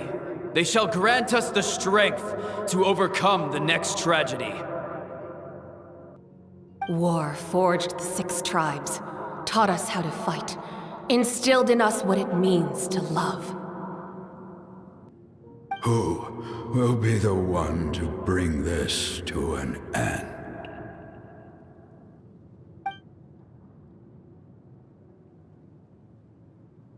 We are the inheritors of memory and legend.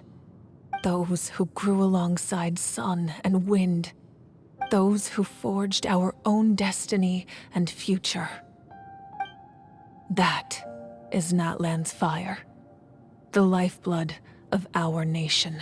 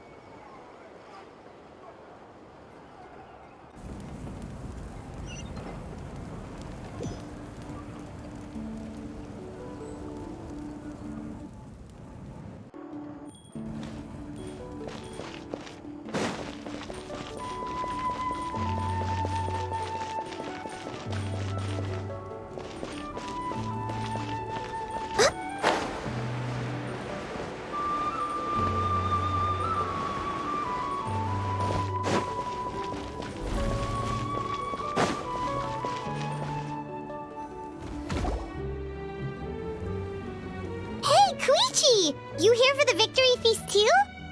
Oh, no. I knew Chaska would be here, so I just came to deliver some medicine. I was about to leave, actually. But it's not that I don't want to celebrate Kachina and the others. I'm so glad she made it back. It's just... well, I'll make things awkward if I'm around my sister right now. Ah, well, you two had a fight, so Paimon can understand. She didn't cause any trouble during your trip, right? Yeah, she was super helpful. She gave us a lot of useful information about the Abyss. That's good. That's all I needed to know. Is there a reason you asked? You were pretty outspoken when we first met, but now it's like you're holding something back. Maybe it seemed unreasonable, picking that fight with her before you left, but I did it for a reason. Her impulse to fight is extremely strong. Her mental strength helps her rein it in, but she still loses control sometimes. I had no idea what you might face in the Night Kingdom, so I didn't want to take any chances. So what you're saying is... Okay, so maybe it sounds a little stupid, but it works pretty well. It helps her keep her cool for a little while, at least. Anyway, I'm just glad you were able to make it back safe and sound. That's all I wanted. What? Do you really have to go that far? Can't you just talk it out? No way. Chaska never opens up about her own pain, especially to her family. She can't learn about this, or it'll be even harder to help her. I appreciate the understanding, and don't worry. I'll find a way to help her ease this burden. Anyway, I need to get going. Enjoy the celebration. Oh, and if you ever need a doctor, you know who to find. Huh. Who would have thought there was a deeper reason behind their arguing? In the end, it's all the Abyss's fault. Paimon's had enough of them.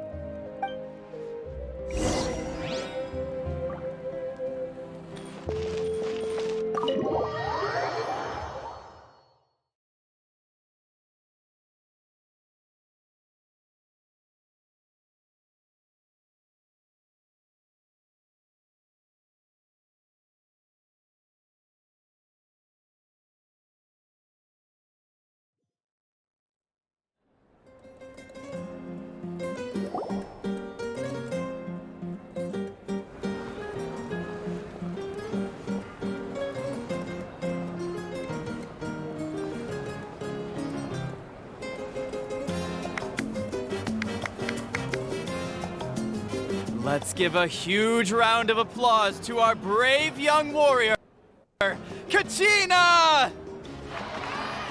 Woohoo! Well done, Kachina. Thank you, everyone. I'm so glad I finally made it. I always knew you could do it. With so much potential at your age, you have a great future ahead of you. You're one to talk. Don't think I didn't know you were the first person to abandon your team. I'll be dealing with you when we get back. I had no choice. My friend invited me. I couldn't just say no. Oh, really? So you weren't just trying to get ahead in the first round? I wasn't, I swear. I just happened to find that bearer injured in the wild, so I stopped to bandage his wounds.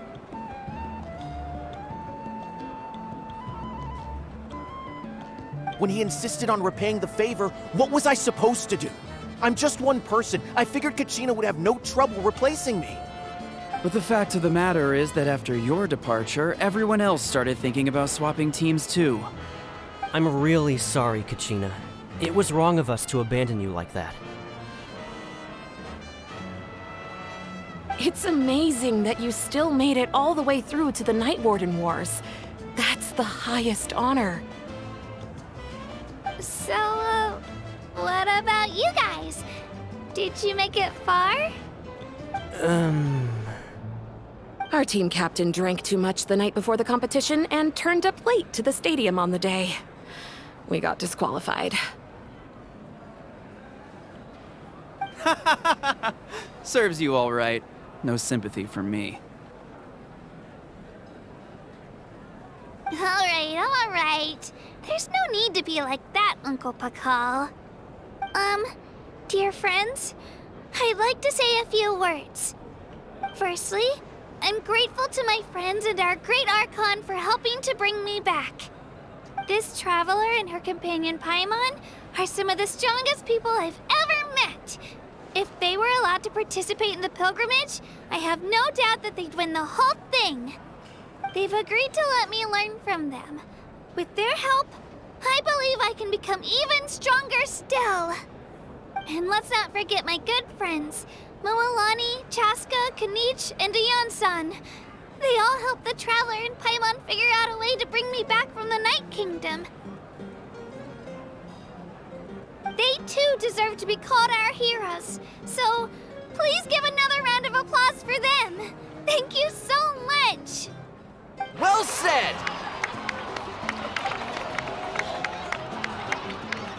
I'll drink to that. How does it feel being a hero, Kachina? To be honest, it's a bit overwhelming. It all just feels so surreal. Well, you better get used to it. Next up, undefeated champion! Hey, please don't make fun of me.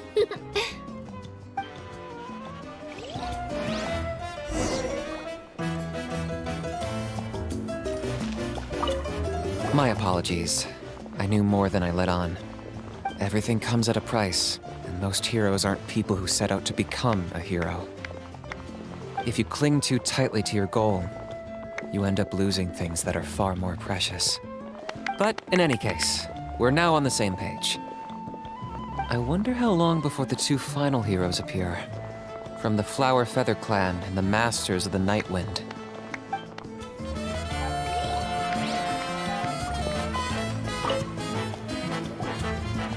At previous victory feasts, you'd always find me in the crowd singing and dancing. But after what I found out today, it's too much. I'm still trying to process it. It does feel weird seeing you so out of sorts. Is this another pearl of wisdom based on your adventuring experience? Well, Paimon agrees with the Traveler. Everyone's come together to celebrate Kachina's achievements. That's gotta be a first. You're right. Kachina looks really happy. And now I'm being the moody one. Ugh, enough doom and gloom. Time to shake it off.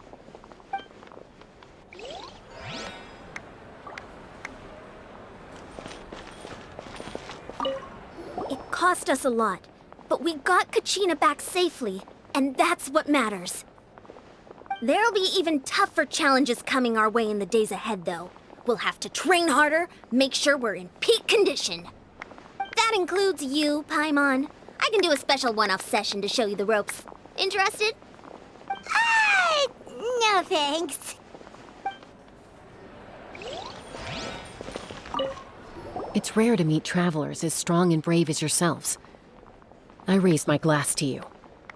Anyway, my sister's already gone back to our tribe. She has patients to treat. Oh, we actually ran into her on the way here and, well, Paimon just thinks she really cares about you. Yeah, I'm planning on visiting home myself in a few days. To tell her and the rest of the family that they need to be extra careful. I just hope they take it seriously. The Abyss has likely sensed your arrival in Natlan by now. So exercise caution on your adventures as well.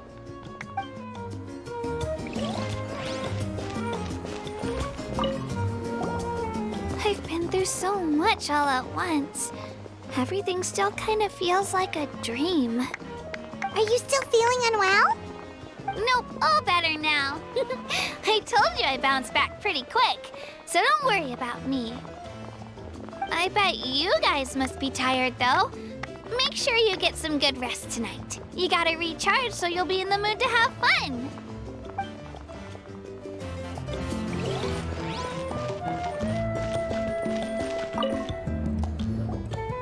Ah, you're here. Have some fruit juice. I got it specially for you two. How did you know? That's Paimon's favorite! You look like you've still got questions. Ask away. Because they had their own lives to live. The thought of telling them, abandon your families and everyone you love, and come with me to the end of time, for in 500 years Natlan will be destroyed, it seemed too cruel. You could just as easily point out that everything in this world would come to an end eventually. But life is short, and beyond a point, it just doesn't seem real. Imagine if I said, let's leave right now and go save the sun because it'll flame out in a few million years. It would sound quite ridiculous. I couldn't make them shoulder that burden with me. Besides, every generation will have its heroes, this one included. The plan could still work without them. Or, of course, without me. But since I was the one who came up with the plan, I felt duty-bound to see it through to the end. I'm suddenly remembering that portrait in your room. Was that your family from back then? Yes, it was. So when you asked me who my sister grew up to be, the truth is that very little information survives. From what I've been able to piece together, I can conclude with a reasonable degree of confidence that she ended up as an architect and artist. She played an instrumental role in rebuilding the scions of the Canopy tribe, designing and building many houses. But of course, none of her buildings are around anymore. Still, it was an impressive achievement, and I'm very proud of her. You feel lost keenly. It seems to stir up feelings of regret in you. But this is something I have long since come to terms with. This is a war, and there can be no war without loss. I am already far more fortunate than those who lost their lives to the Abyss. The people of Natlan look to me as their Archon, and the weight of their expectations is mine to bear. I must see our fate through to the very end, no matter what I may find there. Yeah, doesn't that mean the way everything ends has already been written, including your plan? I suppose, but so what? Don't forget, time takes many forms. The past, present, and future coexist, and all are equally important. Even if the future ends in destruction, there's still no reason to give up on the here and now. And it's precisely because we humans cannot know our fate that we will never give up on our struggle. This is a pivotal moment. We are still 2 heroes short. Well, 3 to be precise. There's one further hero who I'm hoping to get on my side, whatever it takes. Your resistance to the corrupting power of the Abyss is truly remarkable. It would easily make you an all-important figure in the upcoming battle. If you agree to join us, you will not only gain my full support in your journey, but I will also forge a brand new ancient name for you. Ancient names can be forged? They can. Several strict conditions must be met, but if they couldn't be forged at all, then the number of them in circulation would have long dwindled to 0.